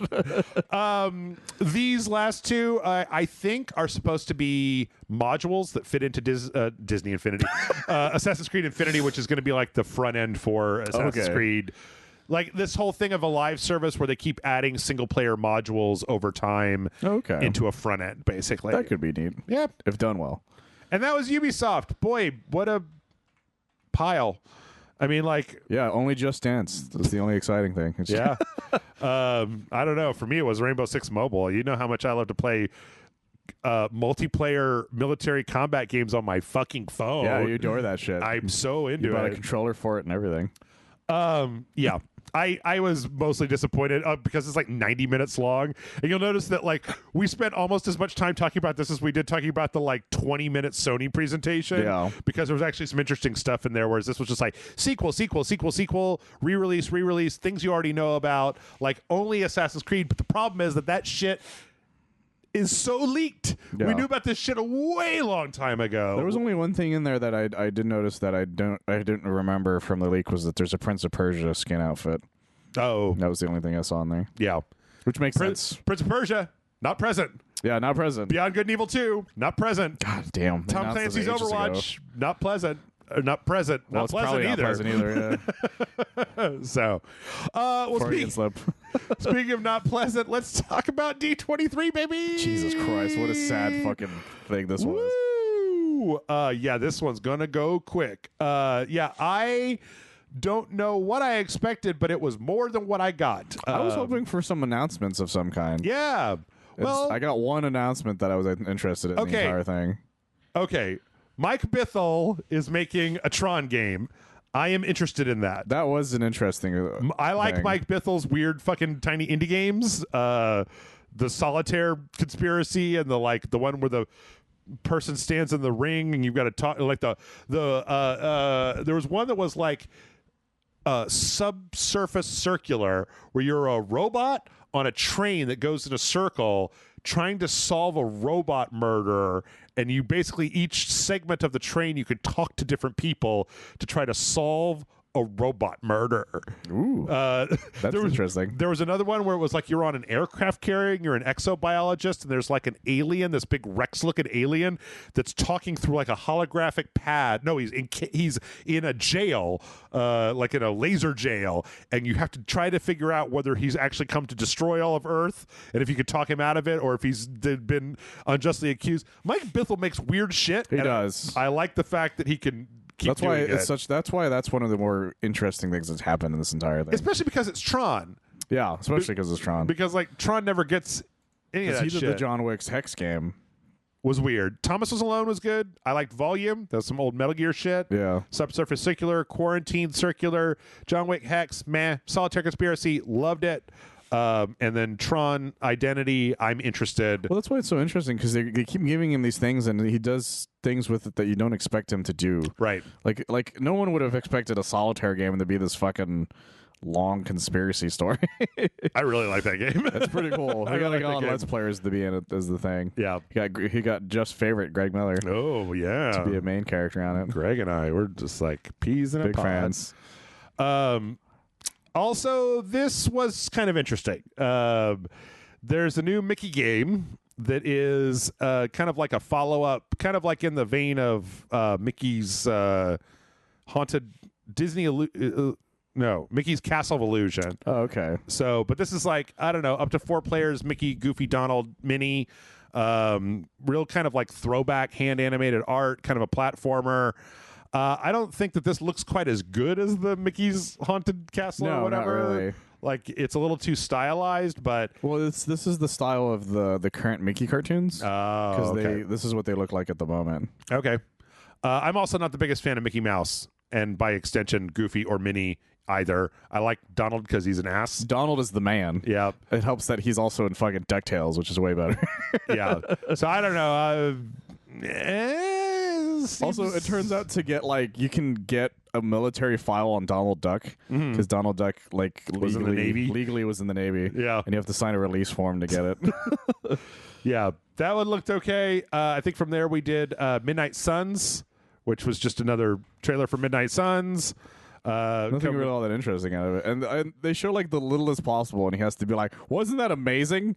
They also showed they're making an animated short, and so they had a kind of Saturday morning cartoon intro for it, which was really weird. Boy, it looks weird, didn't it? It's very it looks like something that somebody made on the internet. It looks like 100%. They probably hired somebody who's known for internet shit. It's got good animation though. So, but I mean, it's a prequel web short. Huzzah! Cool, I guess. Those are always my favorite part of any property. As long as it's fun, I have no qualms with it. Yeah, I guess. It's fine. I really want to play this game. I'm actually super excited for Midnight Suns. I thought it was different as hell. Been put out next year. Yeah, I know that this is it. This is my jam, not your jam. So, which is a shame because I want it to be my jam, but it's not. Well, man, yeah, who knows? Maybe. Maybe it'll end up surprising you. October 31st is when that prequel short is coming out. Marvel Strike Force is getting Red Hulk. This is the current mobile Marvel game. Yeah. Cool. It's very popular. Marvel Snap got another trailer narrated by Awkwafina. Which is so weird. I didn't realize that was what was going on here because I don't know Awkwafina well enough to recognize her voice. Is it still in beta, Marvel Snap? It's going into beta. No, the closed beta, yes, is going on. I believe it's going into open beta soon. Let's hear. Pre-register. October 18th is what I saw. Is that what it is? Yeah. I guess whole thing launches October 18th. I mean, this is one of those things, right, where it's you want to make sure that it's not grossly... I mean, I actually think this looks really cool. Well, it's a cooler idea, and they've been very nice about the monetization thing about it. Yeah. Which is why I think will probably be one of the nicer mobile games that has come out from Marvel. Yeah. But I'm still not holding my breath. Yep. For some reason, the Aliens Dark Descent game was here. Yeah. I guess it's because they own Fox now. I suppose. This is we saw a little bit of this E3-ish, I think. Yeah, I forgot what the conference was, but we did see that during. But it was the cinematic for it was very following people down hallways, and this is a top-down real-time strategy game with aliens. Control a squad, deploy. Because the trailer sold it as something different, and then you watch the actual gameplay, and you're like, oh, well, this is just okay. I'm okay with this, even though I just kind of wish that they would do something different with Aliens rather than just keep trying to make the movie Aliens into a video game. Well, the issue is they've never made Aliens into a video game and made it good. So I think they just keep trying. I'm tired of watching them try. That's the only issue. They're just tired of that. Take those xenomorphs somewhere else. Give me an Alien Resurrection game, you fucking cowards. Come on. Give me big white ape aliens, the Sigourney Weaver DNA or whatever. Should make what I want them to do is I want them to do a fucking Space Marine thing with Aliens versus Predator. Just be like a Predator Space Marine type game. Yeah. Where you're just slaughtering fucking like that sounds a lot more fun. You know what I wish they would do? I wish they would make wish they would just make a Space Marine game that didn't have aliens or Predator in it, that was just about the Space Marines. And I wish that they would push the concept forward a little bit, because that's the problem that I keep having whenever they have a game like this, where they keep trying to tie into a movie like Predator, like the Predator game, where it's they just keep trying to replicate the movie, whereas I want to see what happens. I like the Colonial Space Marines, but obviously they're not using the exact same fucking dropship from the Sulaco every single fucking time. They also probably aren't only fighting aliens. Yeah, exactly. Or xenomorphs. They probably fight aliens, but not xenomorphs. There was an implication there that there was some bug hunts, right? That this wasn't new to them per se. Yeah, if you made me an Aliens Colonial Marine first person shooter that had that was clone troopers game where it was like different environments. The Republic Commando. Republic game? Commando, yeah, it was kind of a squad based thing, and then you had like 9 levels. This one's about an android uprising. This one's got a whole different set of aliens. This one's about trying to rescue people from a natural disaster. And then like the next to the last episode, you start seeing like an egg, and you're like, oh shit, is this? Oh shit, no, they did put it in here. Like, make you believe that it's not in there, then show you that it is. Make it like the big finale kind of thing. Exactly. To make them that much more horrifying. Yeah. Anybody care about Avatar? Anybody? Not really. Avatar? It looks okay. Here's the thing. This is the Ubisoft game, right? Yeah, but they didn't show it Ubisoft, which is funny to me. But I guess it's because they have an agreement with Disney or something. Yeah. But the thing is, I will say that it still looks great for what it is. The issue is that I have zero interest in Avatar in what it is as a property. Yep. And so every time they show it, I'm like, look, if you love Avatar, you probably are hyped as shit for this. Yep. Which is like the dozens of them out there are probably very excited. Yeah, I don't give a shit about Avatar. I really don't. It doesn't, again, it's kind of like. They keep re-releasing the movie, too. It's kind of like the Aliens Colonial Marines of just like, I need more information, and I need it in a format that I care about. Not like a comic or a web show or a video game or whatever. I need it like in a format that makes the Na'vi interesting, because they're not fucking interesting. No. Like the thing, I'm always surprised how fucking all in they've gone. They're already apparently filming the 4th one, or like put out the 2nd one. Probably even, I think it's next year or something. But they're going to. But it's ridiculous to me. It's ridiculous. Yes, I kind of hope it fails. I kind of hope the series just keeps failing, but it doesn't. So I don't know. Some people like that shit apparently. Lego Star Wars is getting some new stuff. You get Cassian Andor from Andor. You getting what's her face from Obi-Wan, the Jedi Hunter lady. I forgot her name already. Ravala, Renala, or Ravana. What's that? I think it's Reva. Reva? Yes, Reva. Yes, you are correct. From there, we saw some Monkey Island. Again, this is one of those ones where Dominic, our motto or whatever, came out to give you an overview of what Monkey Island is. Thank you. I know what Monkey Island is. I'm ready to play Monkey Island. It comes out in a week. Yeah. The end. We've it's been on hearing Game about Pass. it for a long time. This is for the people who have never watched, who have no idea what's happening with it. So I guess. Also, you just make me remember that LucasArts used to make good games. That's also the sad thing. Yes. So yeah, that happened. Gargoyles is getting remastered. Yes. The Gargoyles Super Nintendo game. I never played this game. I don't think I did either, to be honest. I never watched Gargoyles either, so I saw it, but I never kept up with it the way other people did. I mean, I'm all in favor of bringing back old games that are well beloved. Yeah, especially because people love Gargoyles. Yeah, because Keith David was the main Gargoyle. Yeah, that was a lot of people love that character. And Counselor Troy was the fucked up love interest. Yeah, Marina Sirtis.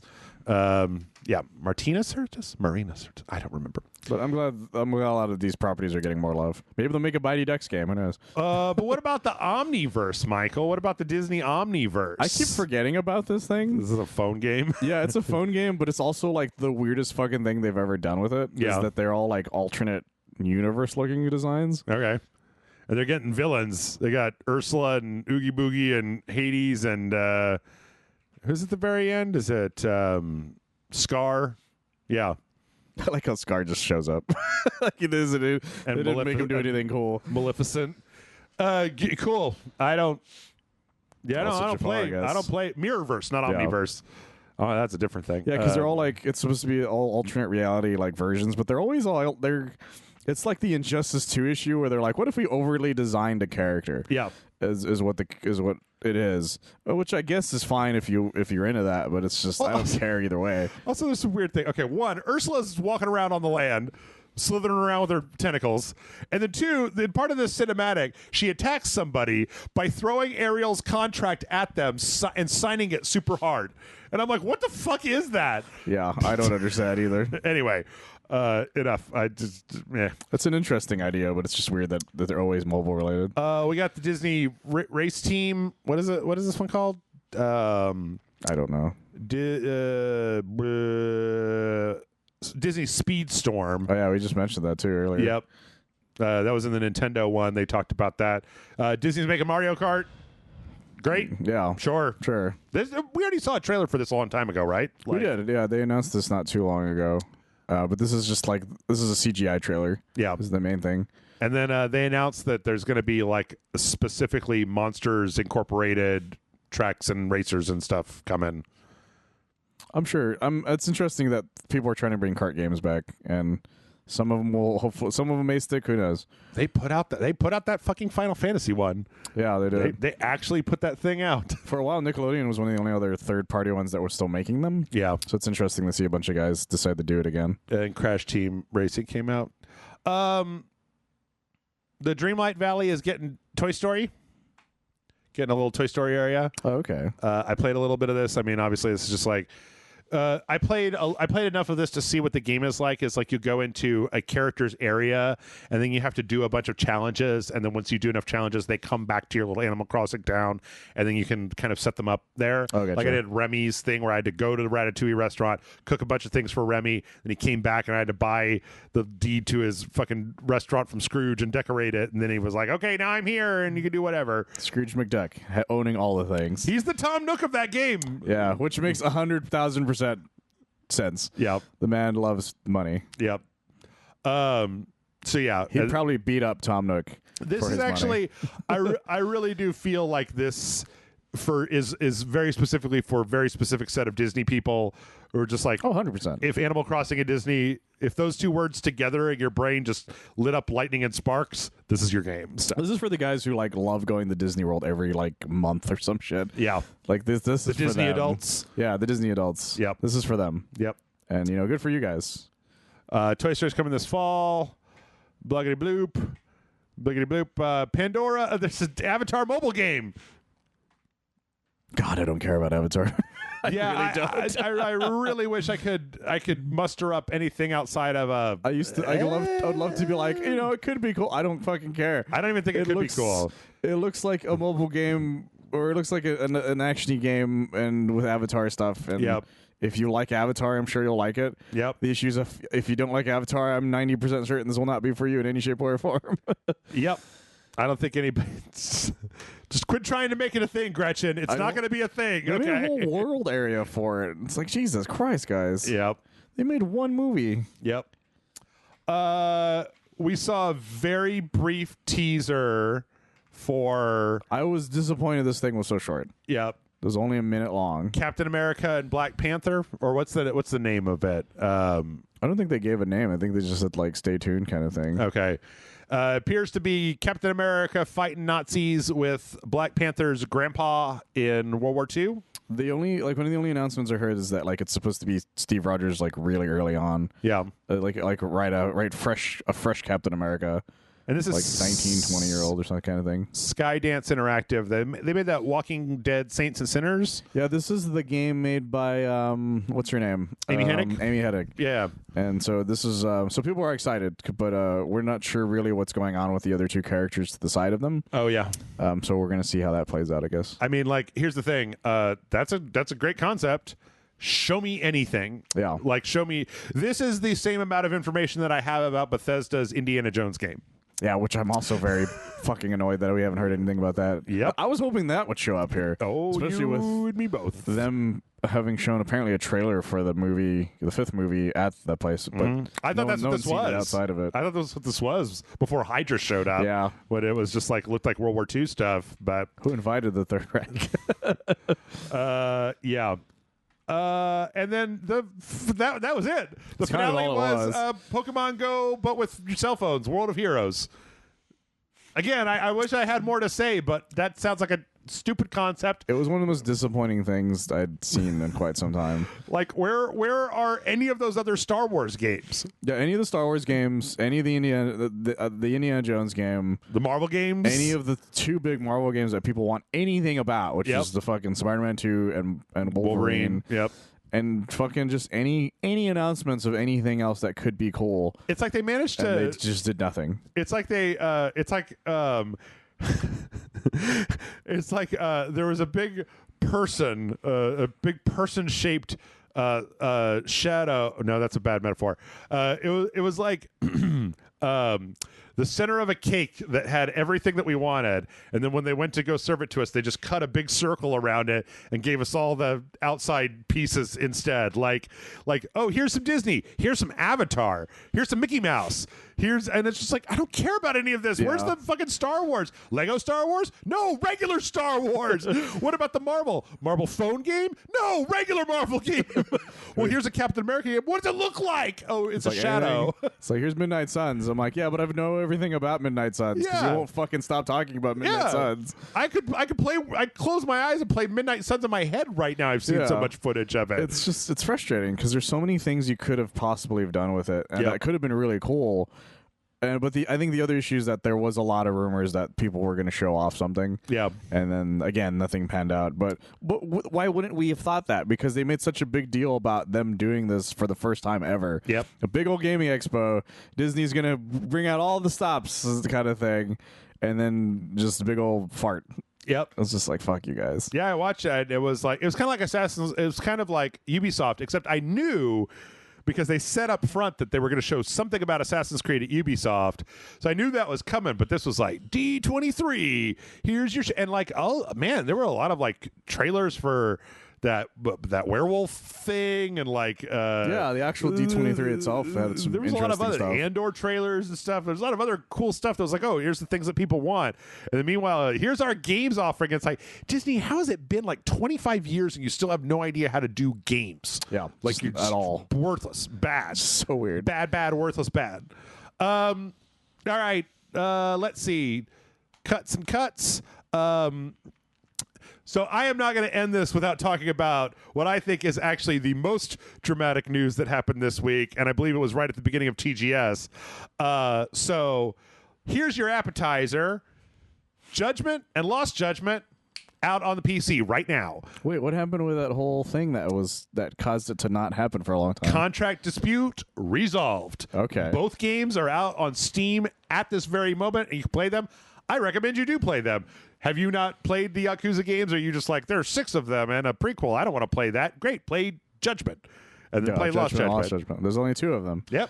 And you could probably mod these. And they're great. For fuck of it. Yep. They're absolutely great. I recommend them as a starting point. The main character is great, but yeah, the whole thing was that the main character is based on a real model. His talent agency didn't want the likeness on the PC version because they were afraid of people stealing the models out of the PC version and using them in unlicensed bullshit. This is so stupid. This is so fucking stupid. It's stupid, but like, I kind of get it. So stupid. I think that what they just needed was they needed to have somebody walk into a conference room with them, put a PS4 on the table, insert a USB key, and go watch. Run an unaccepted code, dump ROM file, boom. Okay, put this in, open up 3D Studio Max. Here he is. Yeah. I did that in 3 seconds, and everybody knows how to do that. Get your stick out of your ass and put it on Steam. It's just I got the idea behind their reasoning, but it was still dumb. Yep. It still comes down to people not understanding that they probably already did that. Either that or Ryu no Go. I'm really gonna have to remember that because that studio has gotten big enough to be able to throw around some muscle, because we also got 2 more huge announcements. We did. Oh boy. First, we got a 3-minute trailer for Like a Dragon Gaiden, the man who erased his name.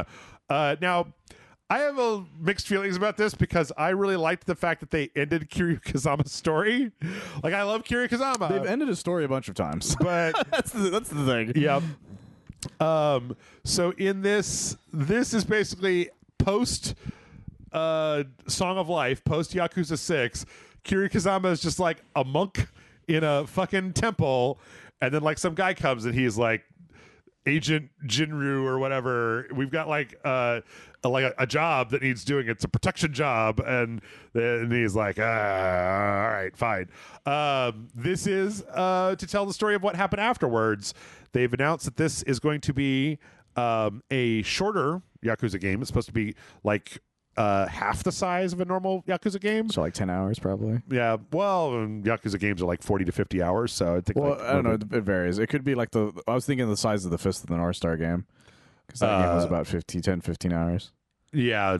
I think main entry Yakuzas are always much longer than that. But in any case, probably more than 10, less than 40, somewhere in that range, to explain what happened to Kiryu Kazama. And this is coming out next year. But why? Why do you need to know what happened to Kiryu Kazama? Because apparently they just can't fucking stand it. And Kiryu Kazama is going to join up with guy whose name I can't remember, which is a good sign, from Yakuza Like a Dragon for Like a Dragon 8, where the old guy and the new guy are going to team up for a new adventure. And Kiryu Kazama now has weird gray idol hair. It's kind of funny to look at, yeah. Like it's not what you expect his hair to look like. Yeah. And then a little teaser of the two of them like walking he's got up. Dante hair. Yeah. Like straight up. Like it's like frosted tips almost. Or It's like, it's jarring on that character model. I tell you what, he doesn't have enough wrinkles on his face, and so when you put like that young hairstyle on him, like what looks like a fucking K-pop star hair on him, he looks young. He does. Like I had to look it up to be like, oh, that's Kiryu Kazama. He's always had the same hairstyle. That's what's so weird about it. But I read a thing where the guy is like, one of the producers was like, no, there's a reason. Which, you know what that means, right? Like, he probably went to a karaoke bar, got drunk, fell into some hair products. what that means, I will call it now. What that means is that something in that prequel game means that he now has to hide his identity. And so he's going to change his hair. And then 2/3 of the way through this game, he's going to go into a bathroom and come out with the classic hair after you've been playing and looking at this for 30 hours. He's going to go, and because that's what a lot of times that's what Yakuza does, is they get you used to the change, and then suddenly it's like, then they bring up the classic stuff when you're like, oh, well, they'll never bring it back. And then suddenly fucking Goro Majima walks out of the bathroom being like, oh! Even though he's been in every fucking game. That man will not die. He just will not die. He should show up with K-pop hair. Goro Majima's great. I love him so much. He's the best. I love him so much. Crazy fucking man. What the fuck? Like, it's just... All of a sudden, we got all of the Yakuza stuff at once, and I'm like, I'm all for it. 3 Yakuza games. Have you ever even played any of these? I played the first and the second one years back. Like the original PS2 ones? Yeah, because my friend was really into it, and he, when we were in college, and he bought it, and I was like, this was really fun, but I never finished them because I never had enough time. Sure. But I remember really, really liking them. But I always wanted to go back to play them, but then they made so many of them. Well, you should just play 0 through 7 before 8 comes out. This is me Kingdom Heartsing you. Yeah, but then I have to play the other one. I have to play the prequel, the Yakuza. 0.5. What was the name of that Dreamer by Distance shit? Oh, Kingdom Hearts game. You talk about Yakuza 0 through 6. Anyway, 6 you can hold a baby. It's got a holding a baby mechanic. That I did hear about, yeah. And it wasn't even that irritating. What I love about Yakuza is it's what Shenmue wanted to be. Yep. And no one seems to give it enough praise for that. Nope. Yakuza is an incredibly solid franchise that I think is gaining more traction. It should have more traction already. It really should. But I feel like people are gonna start noticing it more and more. Yeah. It's gonna be one of those ones that like people all of a sudden become obsessed with years later. Yep. Lightning round? We're just going lightning round? Yeah, sure. Lightning round. Battlefield is making another game, and they're going to have a narrative campaign. It's not going to be related to the Battlefield 2042 franchise, but they are hiring developers to come in and make an actual single-player campaign for the next Battlefield game. Come on, Bad Company 3. Let's hope Bad Company 3 and not Battlefield Hardline 2, please. God, and thank you. God, no. Please, God. Oh, what if they fused the two? They made Visceral do that. They made Visceral Those make poor that bastards. fucking campaign. Those poor bastards. Diablo Immortal is a bunch of bullshit. But this story has a happy ending. So people bought orbs off of third-party houses for Diablo Immortal to be able to level up crazy style. Of course they did. Blizzard finally got around to fixing that, and the way that they fixed it is they basically, anybody who bought orbs from an auction house that had obviously already spent them, they basically just deducted the amount of orbs that those people had from their account. So people have negative 2 million orbs. Oh my god. However, at first, they did not prevent them from matchmaking or PvP or any of the other online stuff. People are like, well, wait a minute. Like, no, you can't have negative 2 million orbs, an indication that you've obviously cheated your way into this power and still be allowed to face me in PvP. So they updated it, and they are blocking people off from PvP and stuff. What a fucking shit show. Oh, 100%. What a terrible day. But it's a shame they couldn't match the one guy at the very top, though. Oh, yes. Yes. Let's see. Babylon's Fall is shutting down.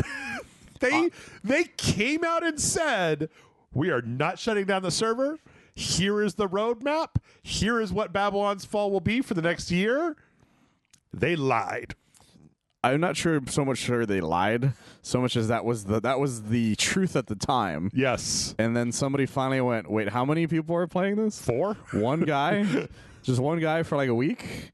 Why are we paying money for these fucking servers? I want people to nail this into their mind, because I refunded this, but this is a full price game. It was a full price game. And it is online only, and Square Enix is not going to give you your money back when the server shut down. This is out less than a year. Oh, 100%. Launched early this year.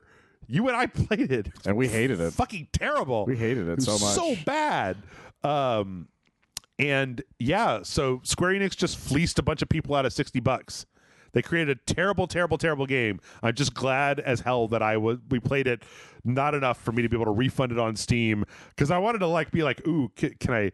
I was looking for it, and it was just like I searched for Babylon's Fall, and all I found was my Steam receipt, and then you refunded this game on Steam receipt. That was all I found. So. All I know is they're better with this news if they want people to still play the newer content. Yeah, because they're still coming out with content up until this point. Yep, up until that February, that they just discount this thing super low, so to maybe get some people to try out. I think they should see about giving people a certain amount of Steam credit that they can use to spend on another game, because I think it's bullshit that they launched an online game and they said that they were good. There is an unspoken agreement between players and the companies that run these online services that you're not going to sell me an online only game and then shut it down in 9 months. Yeah. And that's what happened. So honestly, I'm amazed it made it this long. Yeah. Cyberpunk 2077 is getting actually now has an official modding tool. Ooh. So they put out a mod tool package to plug it in. I have the impression, Michael, that Cyberpunk 2077 eventually will become the new Fallout New Vegas. Once they put out the DLC next year and the updates between, they are going to clap their hands together in a brushing off dirt motion and say, that is it. Development has ceased. We are moving on to The Witcher 4 because we just are uninterested in doing this. And then the community will take this game and fix it and make it into a real video game over time. They absolutely will. Or they'll make the stupidest mods ever. Or both. Why not both? Yeah, why not both? I'm expecting a mod where it's just make your junk so large you can use it as a melee weapon. Yep.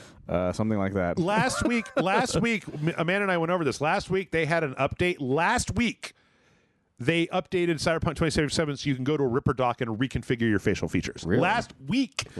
In 2022. Jesus. That game came out at the end of 2020. It did. That is bullshit. I bought the game for $10 for the Xbox at a GameStop. And I played it for about 3 hours and immediately was like, I don't care about this anymore. Also, this is not going to make current mods unworkable. It'll just act as a front end that you can use for additional mods. But if you do the ones where you just are replacing files, it's not going to invalidate any of the current mods, which is good. Good for them. Yep. The funny thing is Cyberpunk as an idea is still a great idea. Or, I mean, the game series, not like Cyberpunk as an actual thing. Yeah. Because, they came with that anime, and I've heard decent things about that anime. I watched the first 2 episodes. It was pretty cool. But, yeah. You know why it was cool? Because the first 2 episodes were like drama about characters that I cared about and not just go into a place and shoot everybody. Ooh. And I was like, oh, I'm getting to know some characters and their friends and they're kind of love interests and and it's all in this bombastic Studio Trigger style. How refreshing, as opposed to just having Keanu Reeves call me a piece of shit and my best friend gets shot in the first 10 minutes. Jackie was a solid bro, and they're just like, oh, he's dead. He's just gone. It's Yeah, like, fuck you guys. And now, What's the point of any of this? sneak into Arasaka and get Keanu Reeves. You know, you're beautiful. Like, get him in your head. He comes out. He's like, oh, fuck you, you piece of shit. I'm gonna show up like the goddamn Joker in Arkham Knight and call you a piece of shit. And I'm like, I don't want this. I don't want this experience. Yeah. Like, I was gonna review. I was thought about reviewing it for one of us, but I've been so busy this week. I was just like, I don't have time to watch it. So yep. But Tess is going to be on that review if anybody's curious. Oh, there you go. I liked it quite a bit. Sonic Frontiers got a TGS trailer. The most exciting thing that happened to Sega all year, not counting Yakuza. Did you watch this trailer? Of course not. Okay. It's got like a cheesy pop song that makes it even worse because it's got this like dramatic kind of metal-y pop song thing behind it. But it's talking about Sonic and the Chaos Emeralds, and like this fucking EVA angel grabs Sonic and throws him, and he goes through a bunch of stuff, and he hits the wall, and he's like, grr. But like, okay, but like, look, when he's in the wall, this is the problem, Michael. That's a cartoon. Like, yeah. I'm not feeling the pain of this anthropomorphic hedgehog. He has no blood. He has no skin. He has no hair. He looks like a fucking cartoon. Well, my other issue is that the crater doesn't look like it's shaped to him having slammed into the wall. Absolutely not. It does. It looks like somebody took his model and put it over another wall. Also, I figured out the reason that this game looks so bad to me. It's because it looks way too modal. It's either these totally empty traversal puzzles or fighting guys. And like in the original Sonic, you know, it's like you're fighting guys, but you're also navigating the environment like Mario at the same time. Yeah. Whereas here it seems like you're doing one or the other because all the enemies are standing on the ground and all of the puzzles are floating in the sky. And so it's like, I don't know. It just doesn't. It doesn't that makes sense. Work for me. I was trying not to yawn in the middle of you explaining Sonic Frontiers. Yeah. Also, they start. And by the way, that's not because I'm tired. Because it's Sonic Frontiers. It's talking about the Chaos Emeralds and Golden Sonic, and it's all just like Super Saiyan. Stupid. I really hope I'm proven wrong. I want to come out of this with egg on my face. Oh, guys, mea culpa. Turns out that Sonic game is really good, and I've been talking shit about it a long time. You know what happened with Elden Ring? Are you the next Elden Ring Sonic Frontiers? Fucking come at me. Make me look foolish, why don't you? Sonic the next Elden Ring. That's a headline. I look forward to it. I want it to be. I just want Sonic to have a game that's like gets a B+ minimum. Like, you know, like it's an open world game. You know, when you play Breath of the Wild and you're out in the world, there's like stuff out there. A lot of cool shit going on. Yeah. There's nothing here. Maybe it's the Red Dead 2 of Sonic. There's a new Voice of Cards game. Did anybody know that? Do you know that? I did not know that. Yep, it's called The Beasts of Burden. It got a trailer coming out. Looks solid. Looks like House of Cards, like Voice of Cards. I'm glad that they took this. And Kevin Spacey will be your card. Made a bunch of. It's gonna have a really weird Thanksgiving video for some reason. I'm glad to see they took this system and they just are applying it to different things. This is the third one that they've put out. Yeah, because we played the last one they did, right? At one point, I thought Tessa and I played the last one. Did we play the first one? We played one of them for a dojo of some kind. Yeah. I just don't remember what it was. Yep. But it's a very malleable system, and I'm glad that they're doing more with it. There was a 15-minute trailer for Evil West. I didn't get a chance to watch it. I got confused and then forgot to watch it. I apologize. I just realized when I was looking at it that I'm like, I didn't watch that. And then we got, I would put this in here for Michael. We got a Ghostbusters gameplay trailer from ID at Xbox. I don't think there's anything in here that we haven't seen before. Not really, because a lot of this was in the big old trailer they did, or not trailer, the big old gameplay video they did. Right. And so it's mostly just sort of that. It's seeing some of the other ghosts that they haven't shown off yet. Yeah. One of them I think was that a specific ghost from Ghostbusters 2 that shows up in the montage in Ghostbusters 2. Huh. Like it's the part where when everything goes like fucking crazy after they get thrown in the asylum. It's the one that I think pops out of a cinema and just yells at some people real quick. So that's a fun little deep cut. Call me when I can play the Scoleri Brothers. But I'm very excited because there's because A, I love Ghostbusters, and B, I want to see what they do with the Tobin Spirit Guide stuff that they added to it. Because they got Raul Coley to voice Tobin for it, so I'm just curious to see how that plays out. All right. We also got a trailer for Final Fantasy Crisis Core, the remake, with a launch date. I think previously we didn't know, but December, it's coming out in December. I think that this, of all the things that Square's put out, I think this is one I'm most excited about because it just looks like a straight remake of an older game made before they lost their fucking minds and went all crazy and became untrustworthy. So, well, what I like about it is the fact that like it's a game that not a lot of people got to play because it was on a system not a lot of people had for a while. Yep. And Zack is a great fucking character. So much better than Cloud. So much better than Cloud.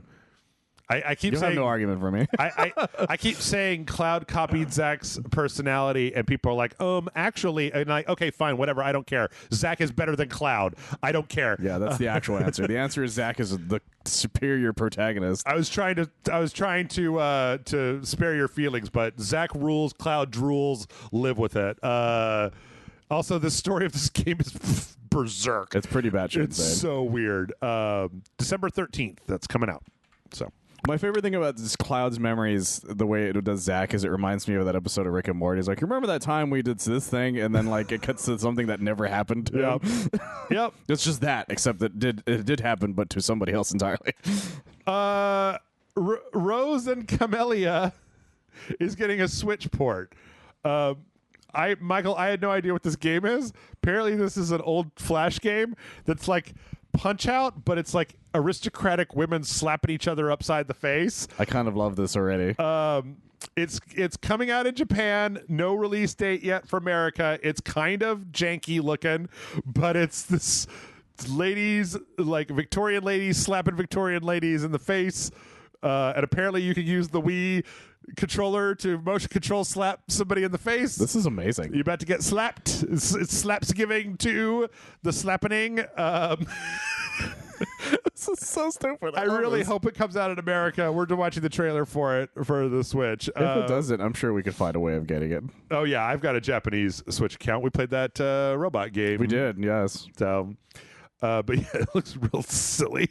It's also got a very weird animation style. Yeah. It looks like it's either old or it was drawn by like a 15-year-old or something, but A little bit of both. it's all real animated.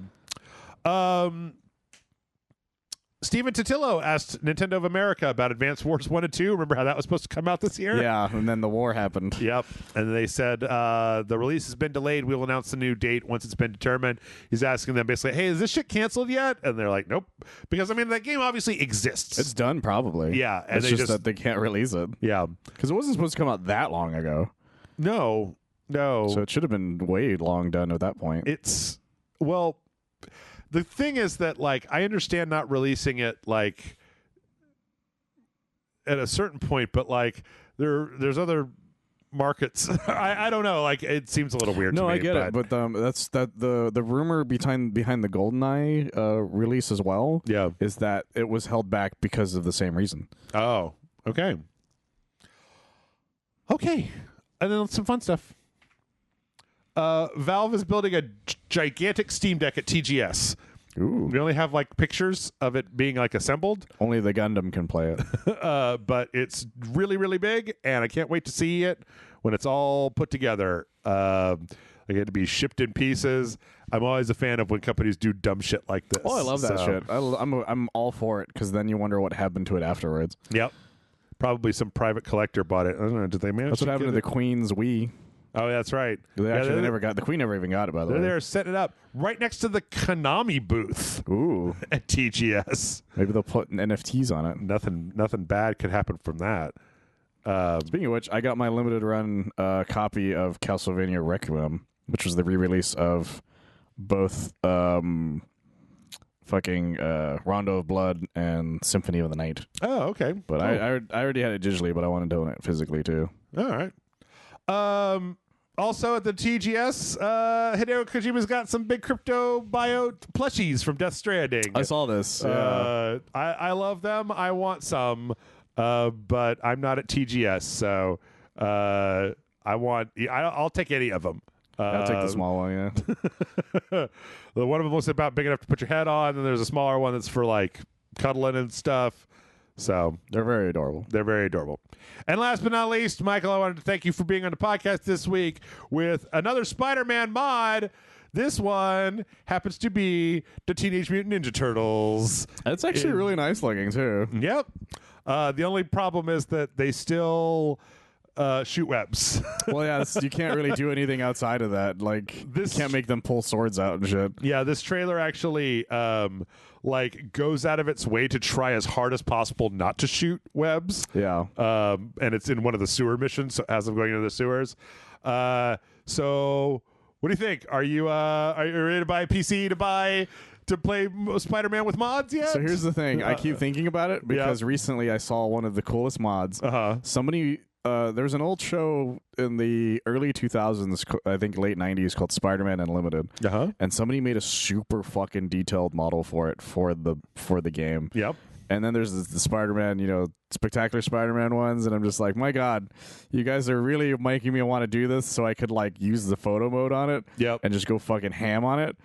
But man, I gotta hold back because I spent a lot of money recently, a shit ton of money. I got the Marvel's Capcom pre-order. For the machine. Yeah, maybe at some point we can break out a cell phone and do like a little like a let's play of an actual arcade machine or something. I'd have to build it still, but yeah. I'm not sure what we would do it.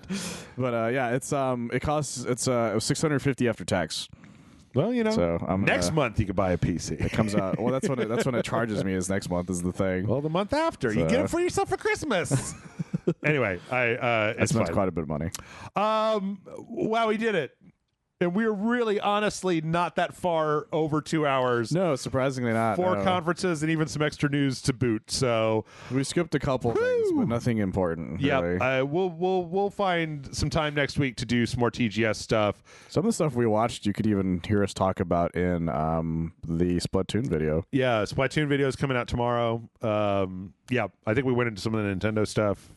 Yeah, we also talked about Rick and Morty. That's the true. New season on that. So if you want to hear our thoughts on the new season so far, you can go watch that. Yeah, Rick and Morty everywhere. I saw the preview for the next episode. I'm already pretty happy with it. Is it? Oh, all right. Well, it was just like a small, like, I guess the beginning of the episode. Okay. It's like a Thanksgiving episode apparently. Oh, God. I was better than last year's Thanksgiving episode.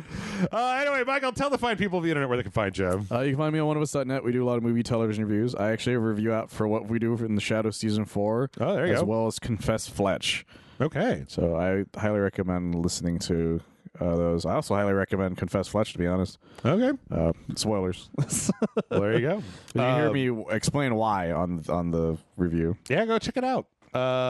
And then you can also maybe go to patreon.com/RageSelect. I don't know. Maybe if you feel like it. But that's going to be it. And we'll see you next week. That's it. We did it. Bye. I wish I had a better idea for an outro, but I'm too tired.